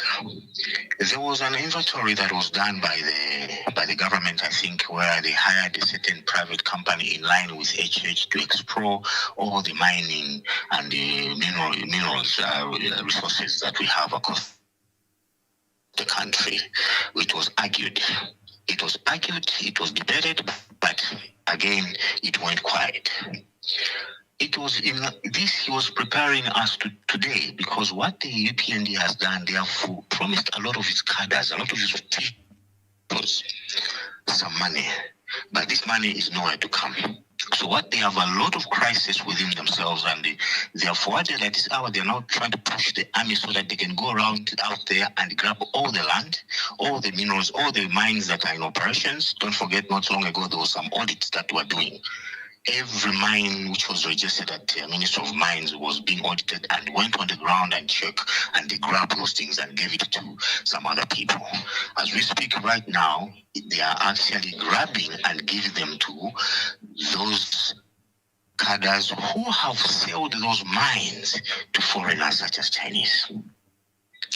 If you go there along Great East Road where that president of Chinese is, there are Chinese waiting for these mines to be repossessed from different people. And that's why the army is moving in so that they can grab them. Ambassador, we are going for serious crisis. To speak about I know there was a question which says, where is the problem that you are keep on asking the presidency is concerned? Or why the whereabouts of the president? I think I'm glad you did mention to Michael Sat, where he was presented at the parliament, the man was unwell. He further, the people around him, they further took him to the United States, where he could not even speak at the United Nations General Assembly. Look how embarrassing it was. And as a citizen, we are all called, it is our right. It's sad that people, when they are voted, they go to State House, they become a boss over us. But we are the bosses as citizens, and we have a right to call. We're not saying we're trying to mock his sickness or his healthy, but we have a right as employees that, please, this person has been absent for work for a period of time, and therefore we want to know the whereabouts of him. Simple as that. If he's unwell, we have a clergy who will pray for him. We can go to the doctor. Balungu, when he fell sick in the stadium, he came to the nation and said, the nation has to know my health, that I'm not well. So it's not a secret. Yes, it's a different thing to discuss where my problem. But all what we want to know is where the whereabouts of the president. Is he unwell? Or maybe wake up in a shock that he's gone. And to lose a president is very expensive. And that is our concern. Thank you, sir. Thank you very much. You can call. We were being hosted by our dear brother, Pastor Kenneth Mwamba from KBN TV. The program has ended with KBN, but here on social media we can proceed and hear what your views are. We're discussing various issues, including the preparedness of the opposition. We're discussing a lot of issues that I think that should enable us to, that you should be able to participate. So make a call, let me hear from you what your contributions should be on this matter. Let me just look for that video so that one of the issues we're discussing is the role of the army commander and what he said.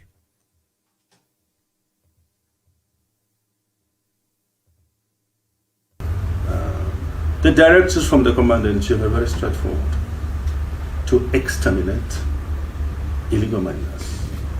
And we shall do that step by step. We don't intend to use force, but obviously when necessary, that is our business, to use force. And I do know there will be consequences in that direction, such as injuries, loss of life. But there's no option available. We're also reminded with the impunity to disobedience of law and order by the illegal miners themselves. We will not allow that impunity to continue, and it can never continue. The underlying assumptions with illegal mining is that it attracts illegal immigrants, and we're also interested in illegal immigrants. Of course, there's fog and friction in Mufumbe, where we have been for a while, and starting this week, probably shall be using force to exterminate, fumigate all illegal miners. Of course, there's a lot of coordination and interacting between ourselves and the Ministry of Mines. Today I'm expecting a call from the Minister of Mines, or I will call him, in order for us to coordinate.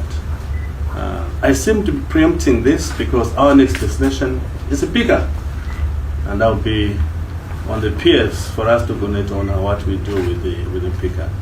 Obviously, the template of Mufumbe may be different from Pika, but there will be similarities in the lines of operations, or indeed concept of operations. I know that this nuisance has been with Central Province for a long time, but I'm sure it is time for us, we brought it to a dead end, because all of us are like the fact of the consequences of illegal mining, and that is to say, illegal extraction of natural resources, which all of us are entitled to, protection of the environment, returning the strata of the soil. We have sophisticated individuals, and that is why, under the direction of the Commander-in-Chief, we have as a lead element the Special Forces. There is a reason for us to commit Special Forces. There is a reason. Ordinarily, I would have asked the brigade commander to get some of his troops with Zambia Air Force and go and deal with the situation. The army commander is not saying, as part of a joint interagency operation, I'll go in Mufumbe and open fire at anybody. We have targets that we are going to eradicate. And anybody, honorable minister, who is going to make a mistake of pointing a gun at the Special Forces, we will get rid of him. We will get rid of him. When I was saying there will be consequences and loss of life, when the bullet leaves the barrel, we have no control over it. It will hit this guy, it will go to the next guy, and obviously we're expecting an injury. Honorable Minister, you know that we're not going there and start killing people anyhow. We have our only targets, and those targets, we shall eradicate them. We will eradicate them by any means necessary. Mweba mujina nemuli Kristu muno Archdiocese wa Kasama atuyibimbe pamo mukulosha Benedict Mwamba abali abasanu babachiti mukulu kabiri natutume n'amashuri ya Chiribishi ifo bonse muno Archdiocese wa Kasama kuli mwine Lubemba n'olupalo wako n'olubemba lonse akulufya Ramayo Wesu abone sasa ndele ukutina mu busanzu bwa ile somu ine waishiga nshita akatufika mu cyalo ele kabiri ile somu ine waishiga ifyo aba no kutulambula ngatufumya mu cyalo esubiro twakwata ukuthi info atempela yabo muso echo natumulombe ukuthi yakoshe mwene Lubemba n'olupwa n'olubemba lonse baloshe bwino amayo ga Benedict Mwamba abo mwinyo indelesa asendele.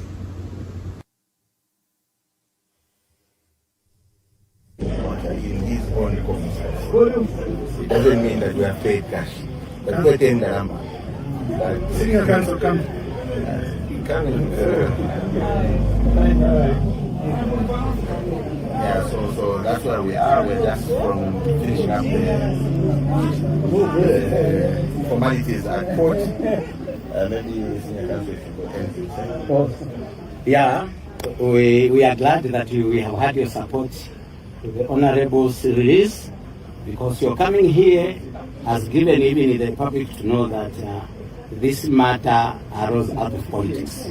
but we will handle it in the way it has come. So we thank you very much. You should not worry about the 1 million bill. That is purely, definitely, it's a condition by the magistrate. Yes, and that we are not paying anything. Let's not talk about it because we are still going into trial. We don't want to be quoted again. Thank you very much. Thank you, Thank you, everyone. Thank you, everyone, for coming. Thank you, Council. Thank you, Council candidate Makebi. Thank you, MCCs who are here. Thank you, Amatero Bonse. Thank you, APF Bonse. God bless you. President General.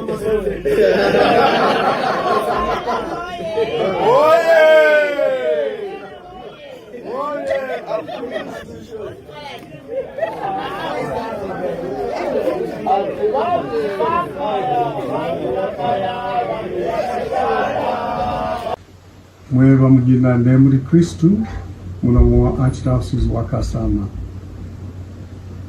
na tuyibimbe pamo mukulosha Benedict Mwamba abali abasanu babachiti mukulu kabiri natutume n'amashuri ya Kirigisi ifo bonse muno Archdiocese wa Kasama kuli mwine Luvemba n'olukwa lwakwe n'Oluvemba lonse akulufya Ramayo wesu abone sasa ndebe okutina mu busanzu bwa ile somu ine waishiga nshita akatufiga mu cyalo ele kabiri ile somu ine waishiba ifyo aba no kutulambula ngatufunya mu cyalo esubiro twakwata ukuthi info atempela yabo muso echo natumulombe ukuthi yakoshe mwene Luvemba n'olukwa n'Oluvemba lonse baloshe bwino amayo ga Benedict Mwamba abo mwinyo indelesa asendele. Thank you very much. I was being hosted by KBN. I'll try to reconnect on my page, but I'm still live on the other pages. I'll try to connect. You can call. I just want to hear what your comments are. Honorable Mwamba has been released on 1 million kwacha bail. We've condemned that because why are they putting such a prohibitive figure? Even if it's it can only be activated when something happens to Honorable Mwamba, but the 1 million figure is extremely, extremely very expensive. I'm taking your cause. Let's hear from you as I try to resolve the issue on my page. Hello, caller, please tell us your name and where you're calling us from. Good evening, Ambassador. You are Munkonge. Yes, from Munkonge. Ambassador, first, Nalawa Diro Kuranda pa Mwandu wa Mama Ings. Ambassador, first, to Bola Sana Punu Maven Gitawa Ishba, who is Minister of Mines. The Minister of Mines is Mwamba Ambassador. Bali niba kansela. Jira Wongoko Kakus. So after Basara will cancel, then we chamber Basara as a mayor. Mayorship, Bali Wongoko, Wambo pushing as a member of parliament, like Tramuarera and Dapatu Grolera. So, Mines is also qualified for a pair chance. So, I'm going to mobilize one, two. Whatever, Shamunamba, Tashani, since Moscow again, so, for 2 months before elections, our Minister of Mining, the Water point interact in our UPNG, insurate the quite one of my filing candidates, our UPNG. Our Amazi on Sia.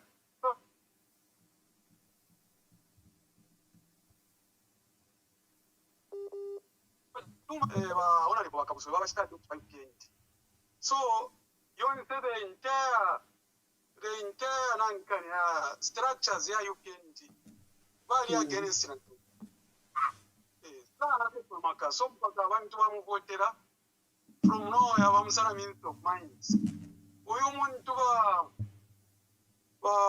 Ambassador Jaishwa, we know.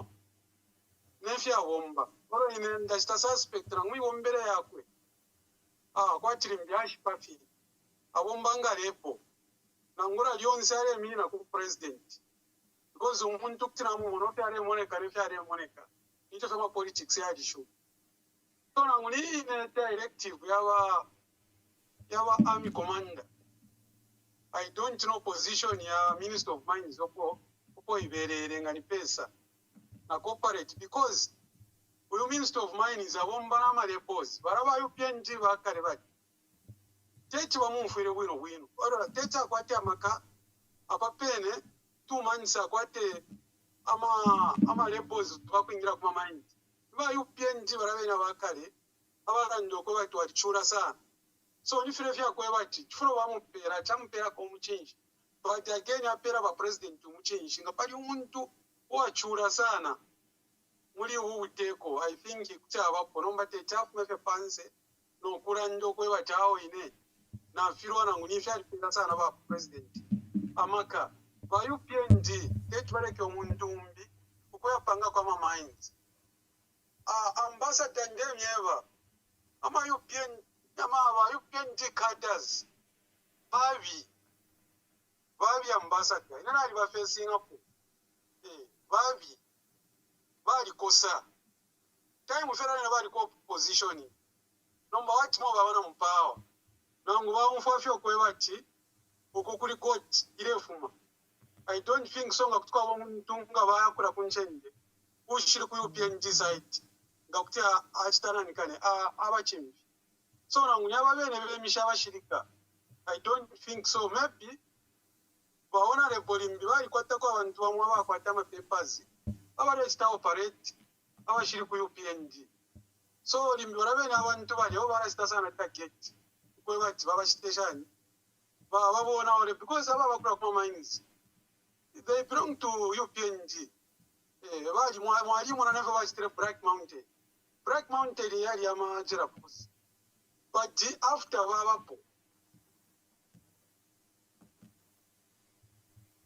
Yes, I can hear.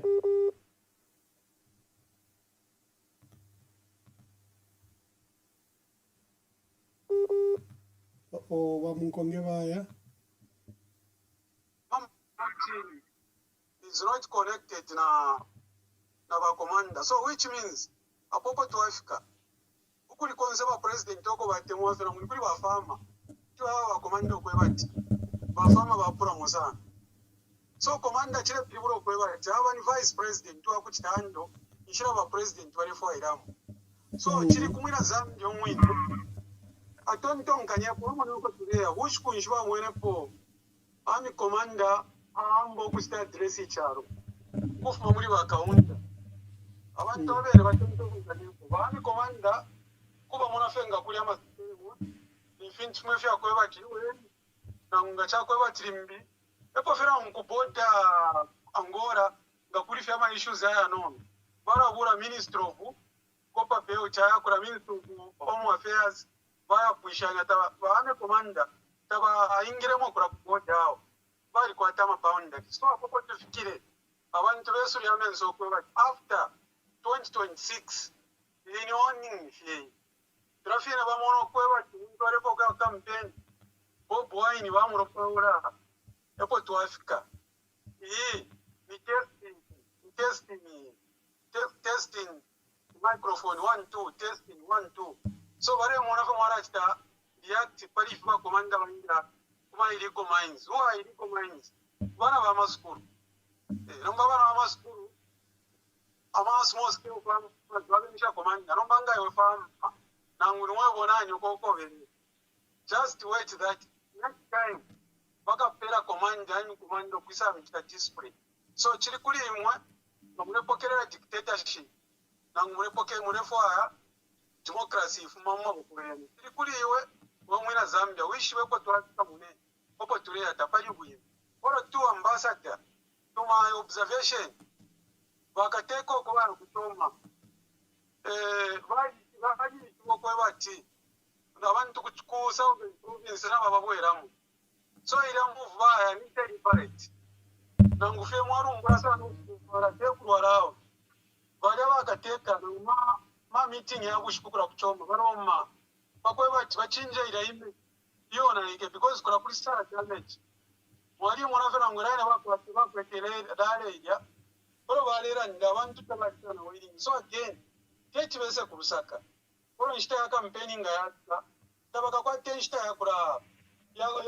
ya kurandana bamani so bena kura solving province la ngurane bacho kurwara baresha nshira yonse yakweba bakwesha trust.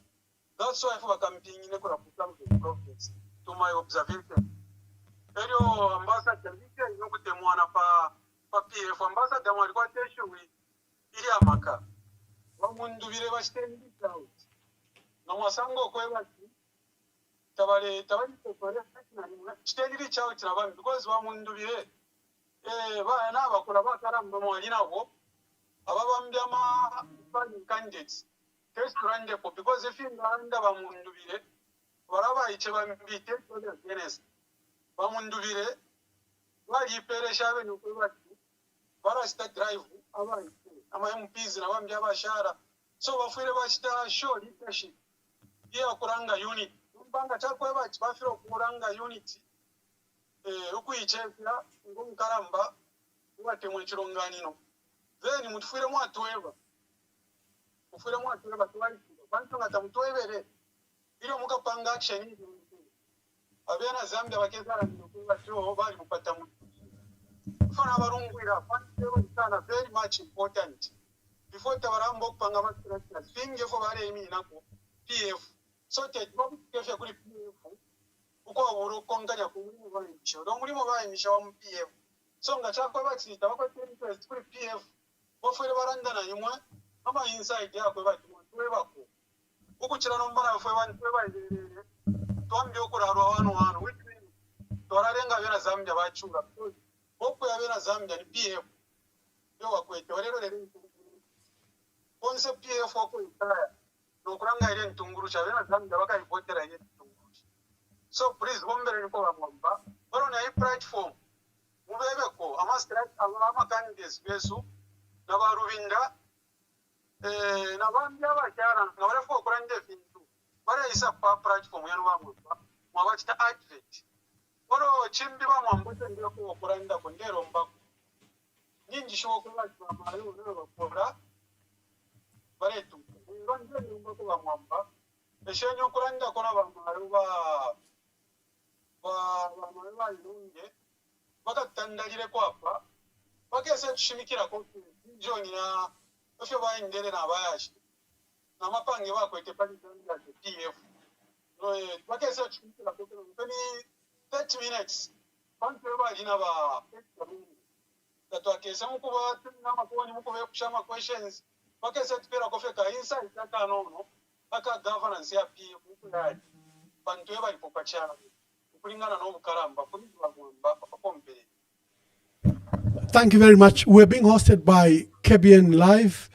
Pastor Mwamba hosted me on State of the Nation, and we discussed the Army Commander's remarks, the unpaid farmers, the preparations of the country towards general elections.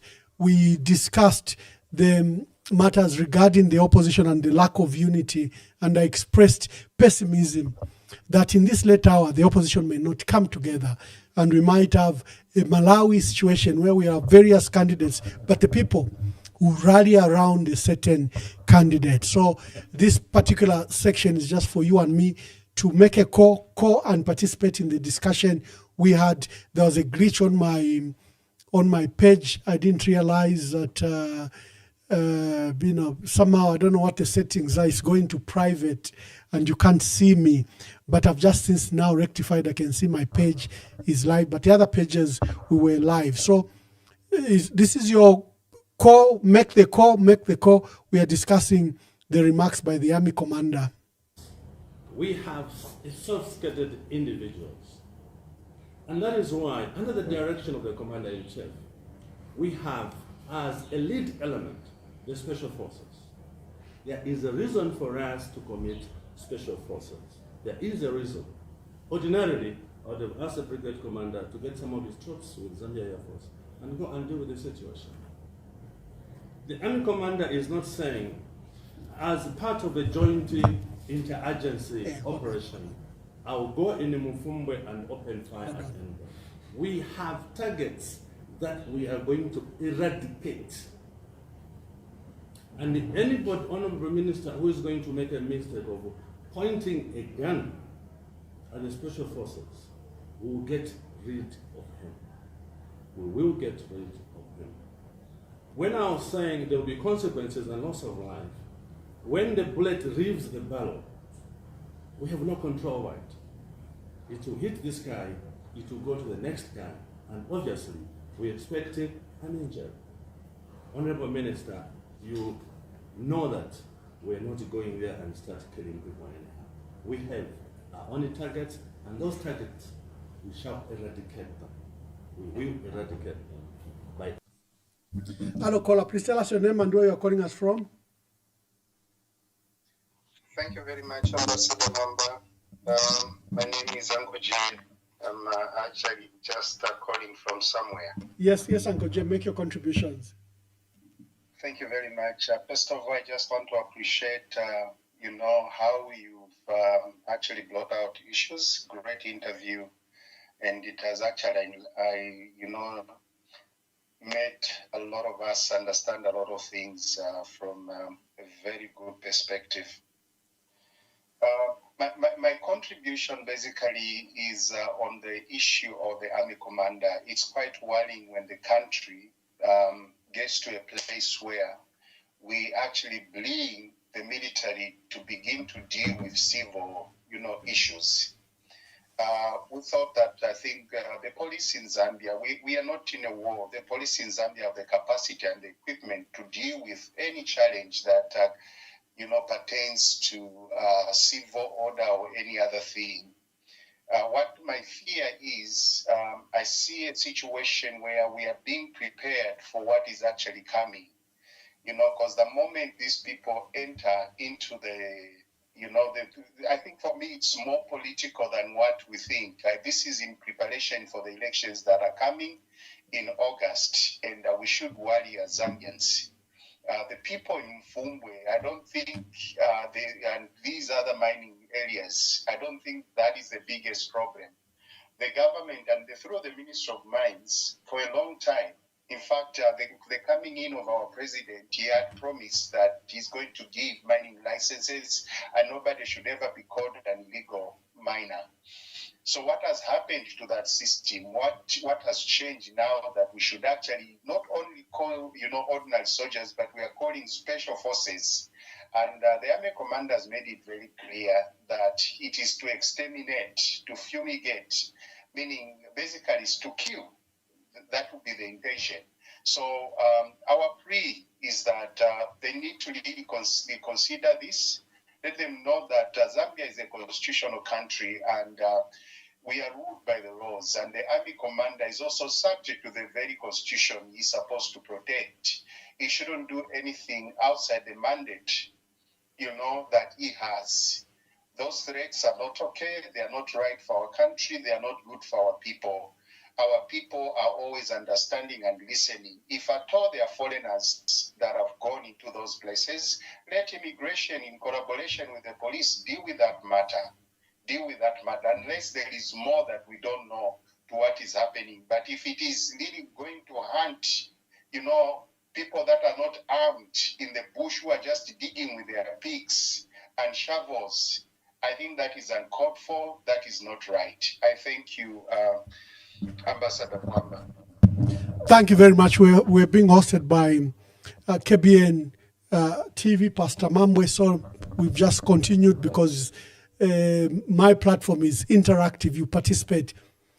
My views on the army commander was that his remarks were irregular and out of the law. He's defined by the constitution that he's supposed to protect the sovereignty and territorial integrity of our country. Yes, he's also allowed to help with internal security if it's threatened. At this stage, we don't have civil unrest. We don't have civil insurrection. We don't have civil rebellion. We don't have a situation that will require the presence of the army in a civilian process. If those instructions came from the president, the army commander had a duty to advise the president. Mr. President, unless the police have failed. If the police failed, to my knowledge, no. What we have is just corruption with illegal mining. Ministers are participating. A lot of people are participating in buying generator sets, fuel, and encampment costs for those young people that discover gold wherever they are discovering.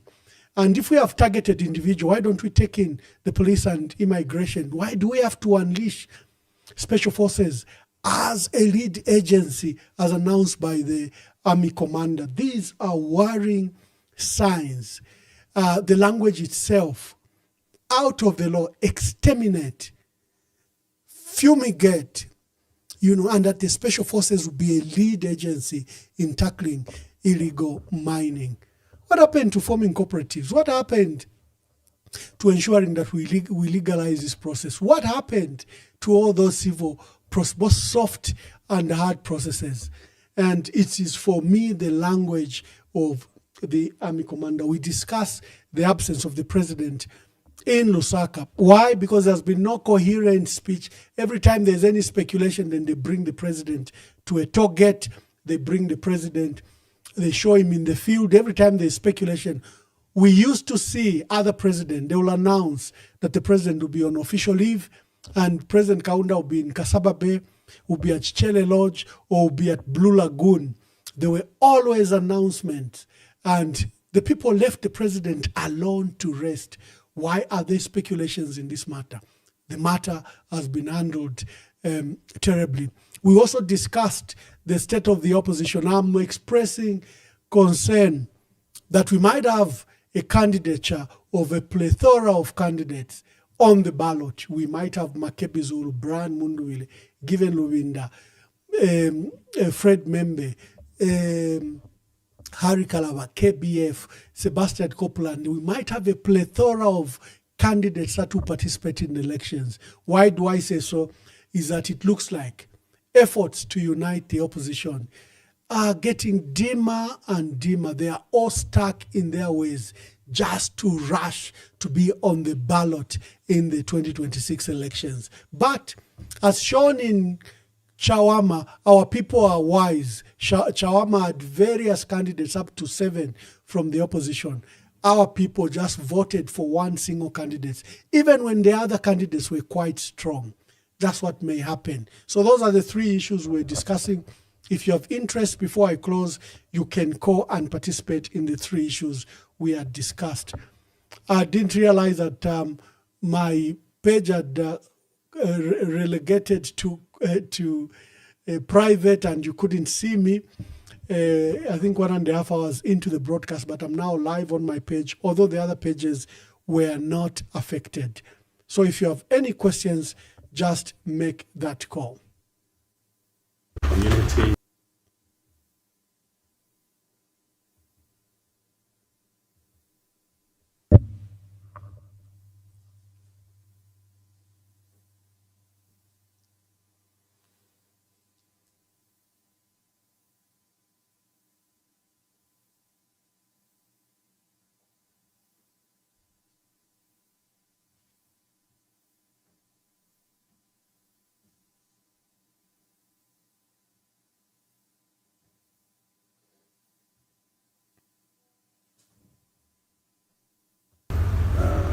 The directives from the Commander-in-Chief are very straightforward: to exterminate illegal miners.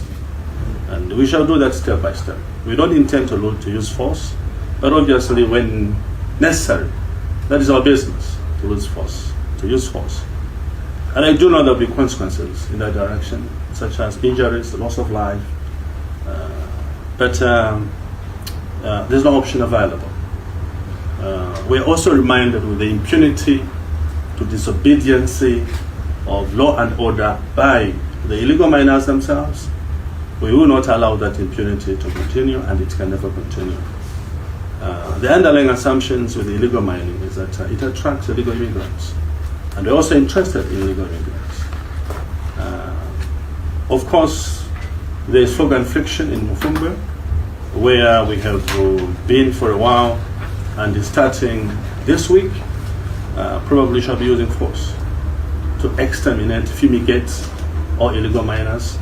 Of course, there's a lot of coordination and interaction between ourselves and the Ministry of Mines. Today I'm expecting a call from the Minister of Mines, or I will call him, in order for us to coordinate. I seem to be preempting this because our next destination is a Pika, and that will be on the peers for us to connect on what we do with the Pika. Obviously, the template of Mufumbe may be different from Pika, but there will be similarities in the lines of operations, or indeed concept of operations.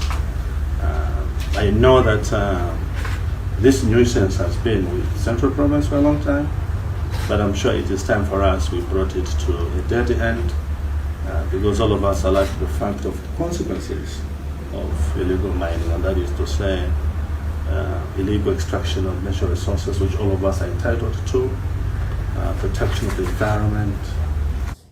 We have sophisticated individuals, and that is why, under the direction of the Commander-in-Chief, we have as a lead element the Special Forces. There is a reason for us to commit Special Forces. There is a reason. Ordinarily, I would have asked the brigade commander to get some of his troops from the Air Force and go and deal with the situation. The Army commander is not saying, as part of a joint inter-agency. Hello, caller, please tell us your name and where you are calling us from. Greetings, Ambassador. I hope the New Year, first month year is going well for you. Thank you very much. I appreciate if it's going so well for our nation. I just want to check, Ambassador, is Zambia under some external threat or domestic threat? In them, I'm special forces, you share sovereignty, Zambia, maybe territorial integrity. What's happening? Do they under attack or Russia?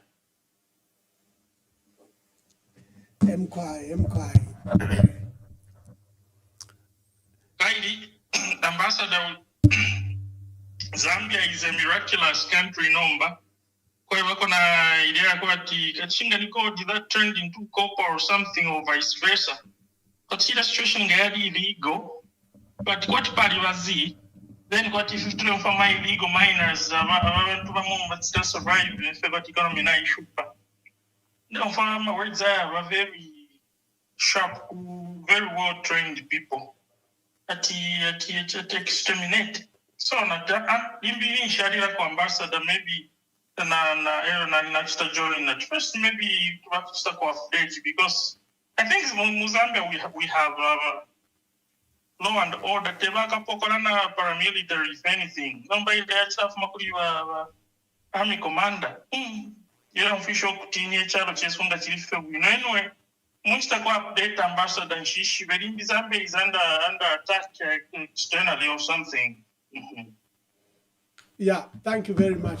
Well, that matter came up on our program, and I spoke very strongly that in peace and security, the army, including our constitution, a worry about the sovereignty and territorial integrity. They also can come in issues of law and order in the country if the country has lost capacity for example, conflict is in the country is no longer just about public order. It's now militarized. Or if there is civil unrest or civil conflict, the army can come in. None of that is existing. You heard the army commander state that the lead agency in this operation against illegal mining will be the special forces of the Zambia army, an elite unit. You saw a similar special forces elite unit go and extricate a president from his country, and bring him out of the country and throw him in prison. The elite unit is very, very, very highly specialized. Why would you bring such a militarized special approach to a matter of illegal mining, which we know your ministers are involved, which we know is just young people scrounging for life. It's just young people scrounging for a livelihood. By the way, it is young people that find these minerals on their own. Then the rich, corrupt people in Lusaka rush to get license against those areas where young people they've discovered the gold, they've discovered the copper. And then now you are using state apparatus to evict them so that you can now effect these commercial licenses. It's not looking good. If they were worried about the state of and benefit to our natural resources, why are you giving free export license to our mine houses? Up to 7 big mine houses have been given exempt. They've been exempted from paying any taxes, and they're exporting those concentrates free of charge. Why have you given mine houses tax holidays? If you are worried about our natural resources, why don't you apply the law equitably? The issue of illegal mining, no one is justifying it. Everyone is concerned about the issue of illegal mining, but it's how you handle it. Is it ripe at this stage to bring a special unit of the Zambia army? Is it ripe for the army commander to use the words he's used? Another matter we discussed is the absence of the president from Lusaka. If you have any, I'll be closing. I've given you an opportunity to call. Please call. If you are not calling, we'll be closing very, very soon. My deepest condolences to abakalamba imfumu wa chitimukulu mwine Lubemba Kanyantamanga the second. He lost his wife Bamayoba Bernadette Mwamba Abasano in that tragic accident. She was coming from town to buy some medicine. Apparently she wasn't feeling all right, and sadly she was driving herself, and then we had that tragic accident. We've lost her. The entire country is mourning her, and my deepest condolences. And here are the condolences that came from the Archbishop Ignatius Chama of the Archdiocese of Kasama. Mweva mujina nemuri Kristu muno wa Archdiocese wa Kasama. Tuyibimbe pamo ukulosha Benedict Mwamba abali abasanu babachiti mukulu. Kabiri natutume n'amashuri ya Kirigishi ifo bonse muno wa Archdiocese wa Kasama. Kuli mwine Lubemba n'olukwa lwako n'Olubemba lonse akulufya Bamayi wesu abole sasendele okutina mu busanzu bwa kumusana. Ile somwine uwaishiga nshita akatufuga mu cyalo. Ele kabiri ile somwine uwaishiba ifyo aba nokutulambula ngatufumya mu cyalo. Esubiro twakwata okuti mfwate mpela yabo mukoso. Echo natumulombe okuti akoshe mwine Lubemba n'olukwa. Thank you, Archbishop, for those condolences. Hello, caller, please tell us your name and where you're calling us from. Thank you very much, Missionary Nebo Gabi. I'm calling from Lusaka. Mkwai, make your contributions, Gabi. My condolences to the Lubemba clan. Thank you. What a loss. What I want to say is, Bakateka is our president, and we actually employed him as a Zambian people to look after the affairs of the nation. Therefore, we have the right to know where the president is at any given time. If the president is on leave, let them inform us that the president is on leave. He's going to rest for such a period of time so that we are aware. I think that is the best way you quell speculations. You have to clearly just state, that the president is in this place and he'll be in this place for such and such a period of time, and will not worry. And make it very clear, in the absence of the president, the person that is acting is either the Minister of Defense or the Vice President. We will know as a people to say, if we have a challenge, we have somebody to call upon. You know, we have a lot of challenges as things stand right now. We have floods, we have farmers that have not yet gotten paid. Who do we tell? You know, because we don't know whether the president is working or not. So that is one thing that they must bear in mind. The last thing that I want to talk about is the issue of the army commander. Alatuli bantu fye. Mu kyalo kyesu muli nsala. Abantu ababutukira ku mamayini naye ku Mufumbwe, they are trying to survive. They are trying to survive. And therefore, your interest should be for the Zambians and not to really take away every little effort that Zambians have said, Bapanga, Koktira, Yona, if you pusutemo. Takifile chabe fyo bafile batutontonkanya okutuletera abashirikale in these places is not actually the best thing to do. I think over a period of time up to today the government tabapeera statement iya manu ya Afrika bino nga abantu bali bachita compensate abo bayipe kuli ba police kufumbwe.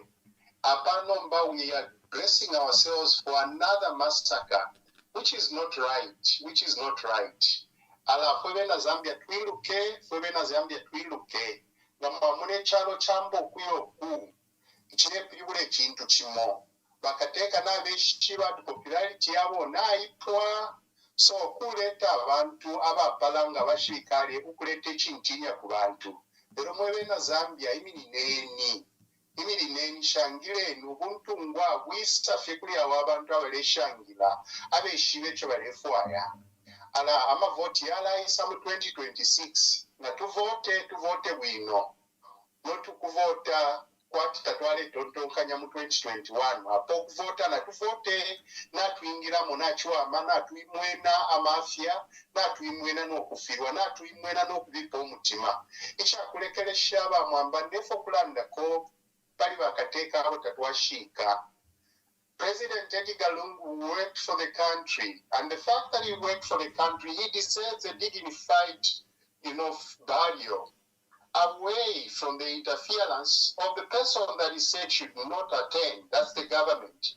Let this government feel shame and go and withdraw that case in South Africa and allow the family to do what they're supposed to do. You can't move on as a country with all these things that are going on. We have not buried the 60th president. He was persecuted whilst he was alive. He's still being persecuted even in his death. This kind of hatred is not right. This government must think twice. That Balungu is not their person. Balungu belongs to the Lungu family. His children, the wife, and all those that loved him. They are the people that care. And they are not happy that the president has not been buried. We are running to 8 months after his death. This is uncalled for. This is not right. It just shows how bad-hearted our president is. I thank you. Thank you very much. Thank you very much. I've always wanted that the program is interactive and you participate. The last question. Fuma, State House is not telling us the truth. They must come clean on Mr. Sata's illness. I think something like that. That's what you say. Fuma, I don't want to say much on this.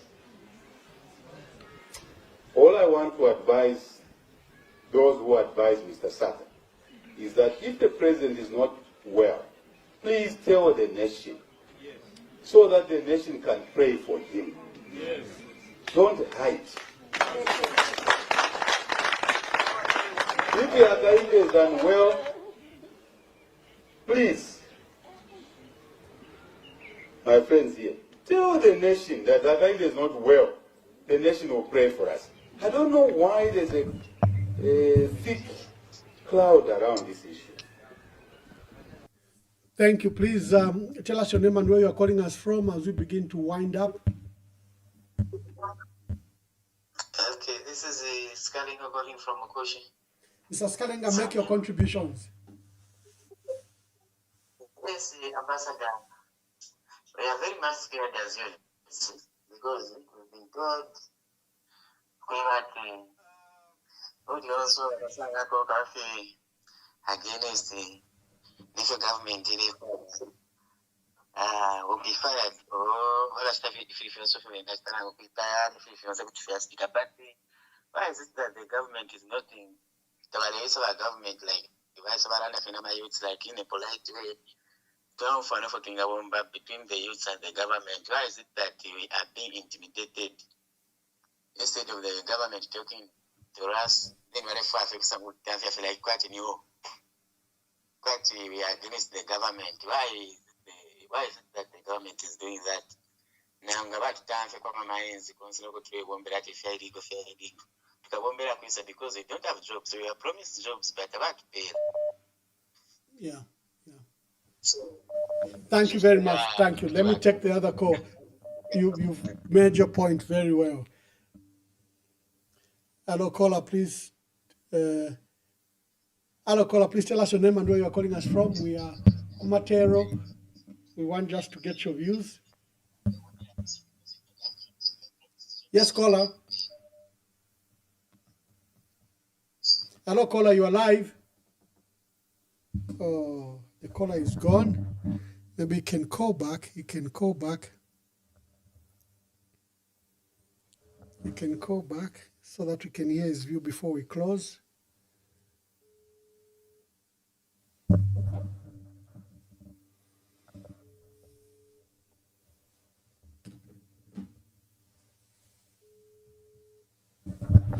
Okay, thank you very much and thank you for joining us. We'll see you. We have a list of guests lined up. We might have a guest tomorrow.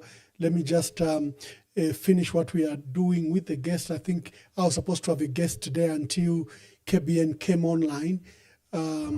We might have that special guest tomorrow. I apologize to the guest and I ask for time that we can host them tomorrow. So God bless you. We'll speak to you tomorrow.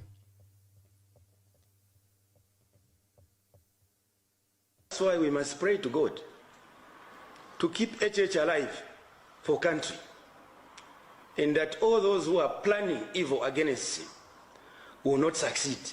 And as government, we are watching them every single day, their maneuvers. In his own offices. It doesn't mean that we have paid cash. But we attend the number. Senior council come.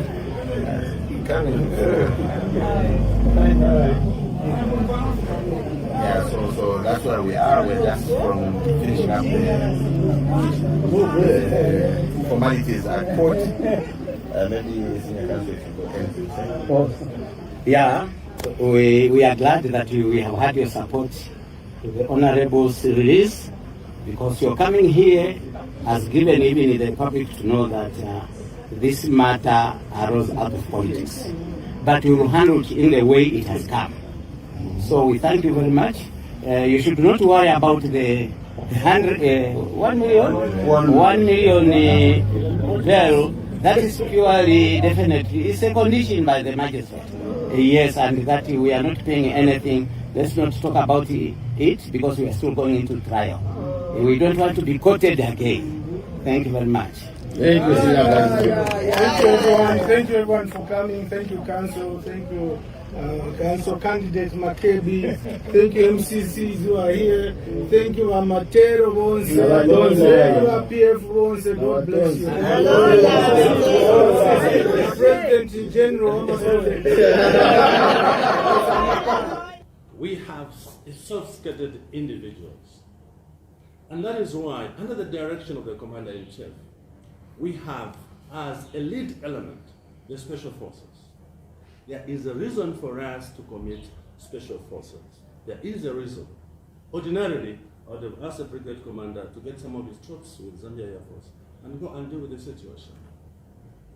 The Army commander is not saying, as part of a joint interagency operation, I will go in Mufumbe and open fire at them. We have targets that we are going to eradicate. And anybody, Honorable Minister, who is going to make a mistake of pointing a gun at the Special Forces, we will get rid of him. We will get rid of him. When I was saying there will be consequences and loss of life, when the bullet leaves the barrel, we have no control over it. It will hit this guy, it will go to the next guy, and obviously we're expecting an injury. Honorable Minister, you know that we're not going there and start killing people anyhow. We have our own targets, and those targets, we shall eradicate them. We will eradicate them by any means necessary. The directives from the Commander-in-Chief are very straightforward: to exterminate illegal miners. And we shall do that step by step. We don't intend to use force, but obviously when necessary, that is our business, to use force. And I do know there will be consequences in that direction, such as injuries, loss of life, but there's no option available.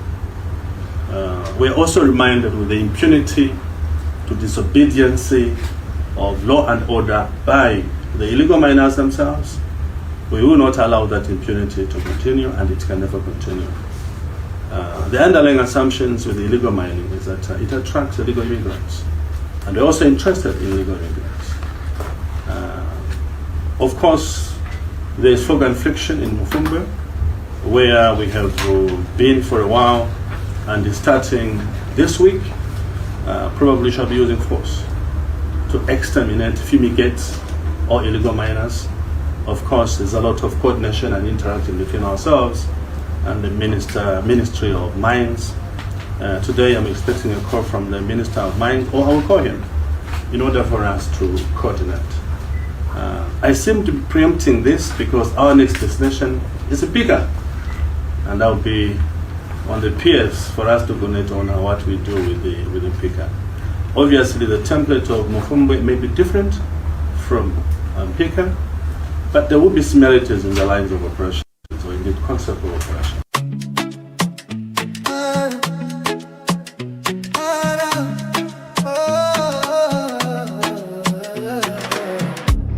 Kwenyu ndemwe chabe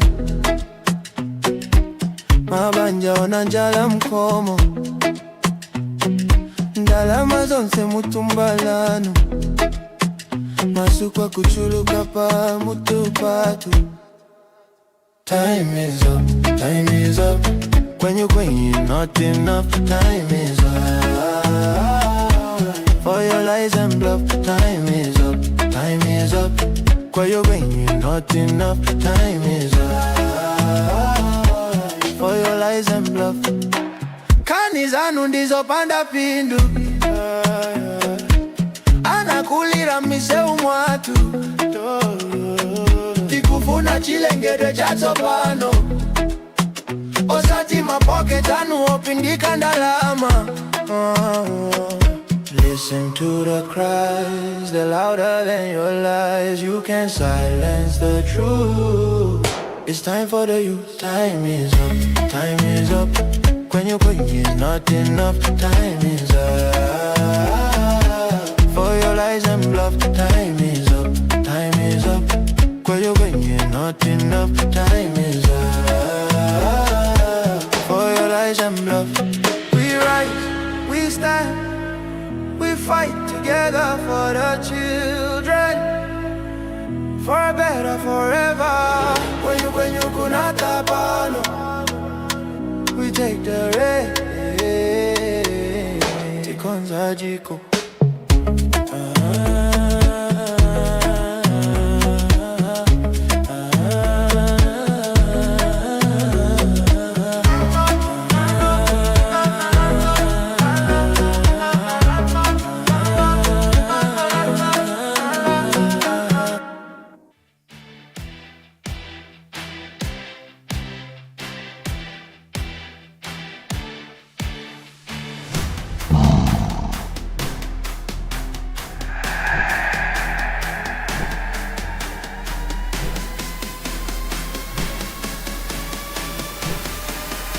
We bring you guests that challenge the narrative, unveil what power hides,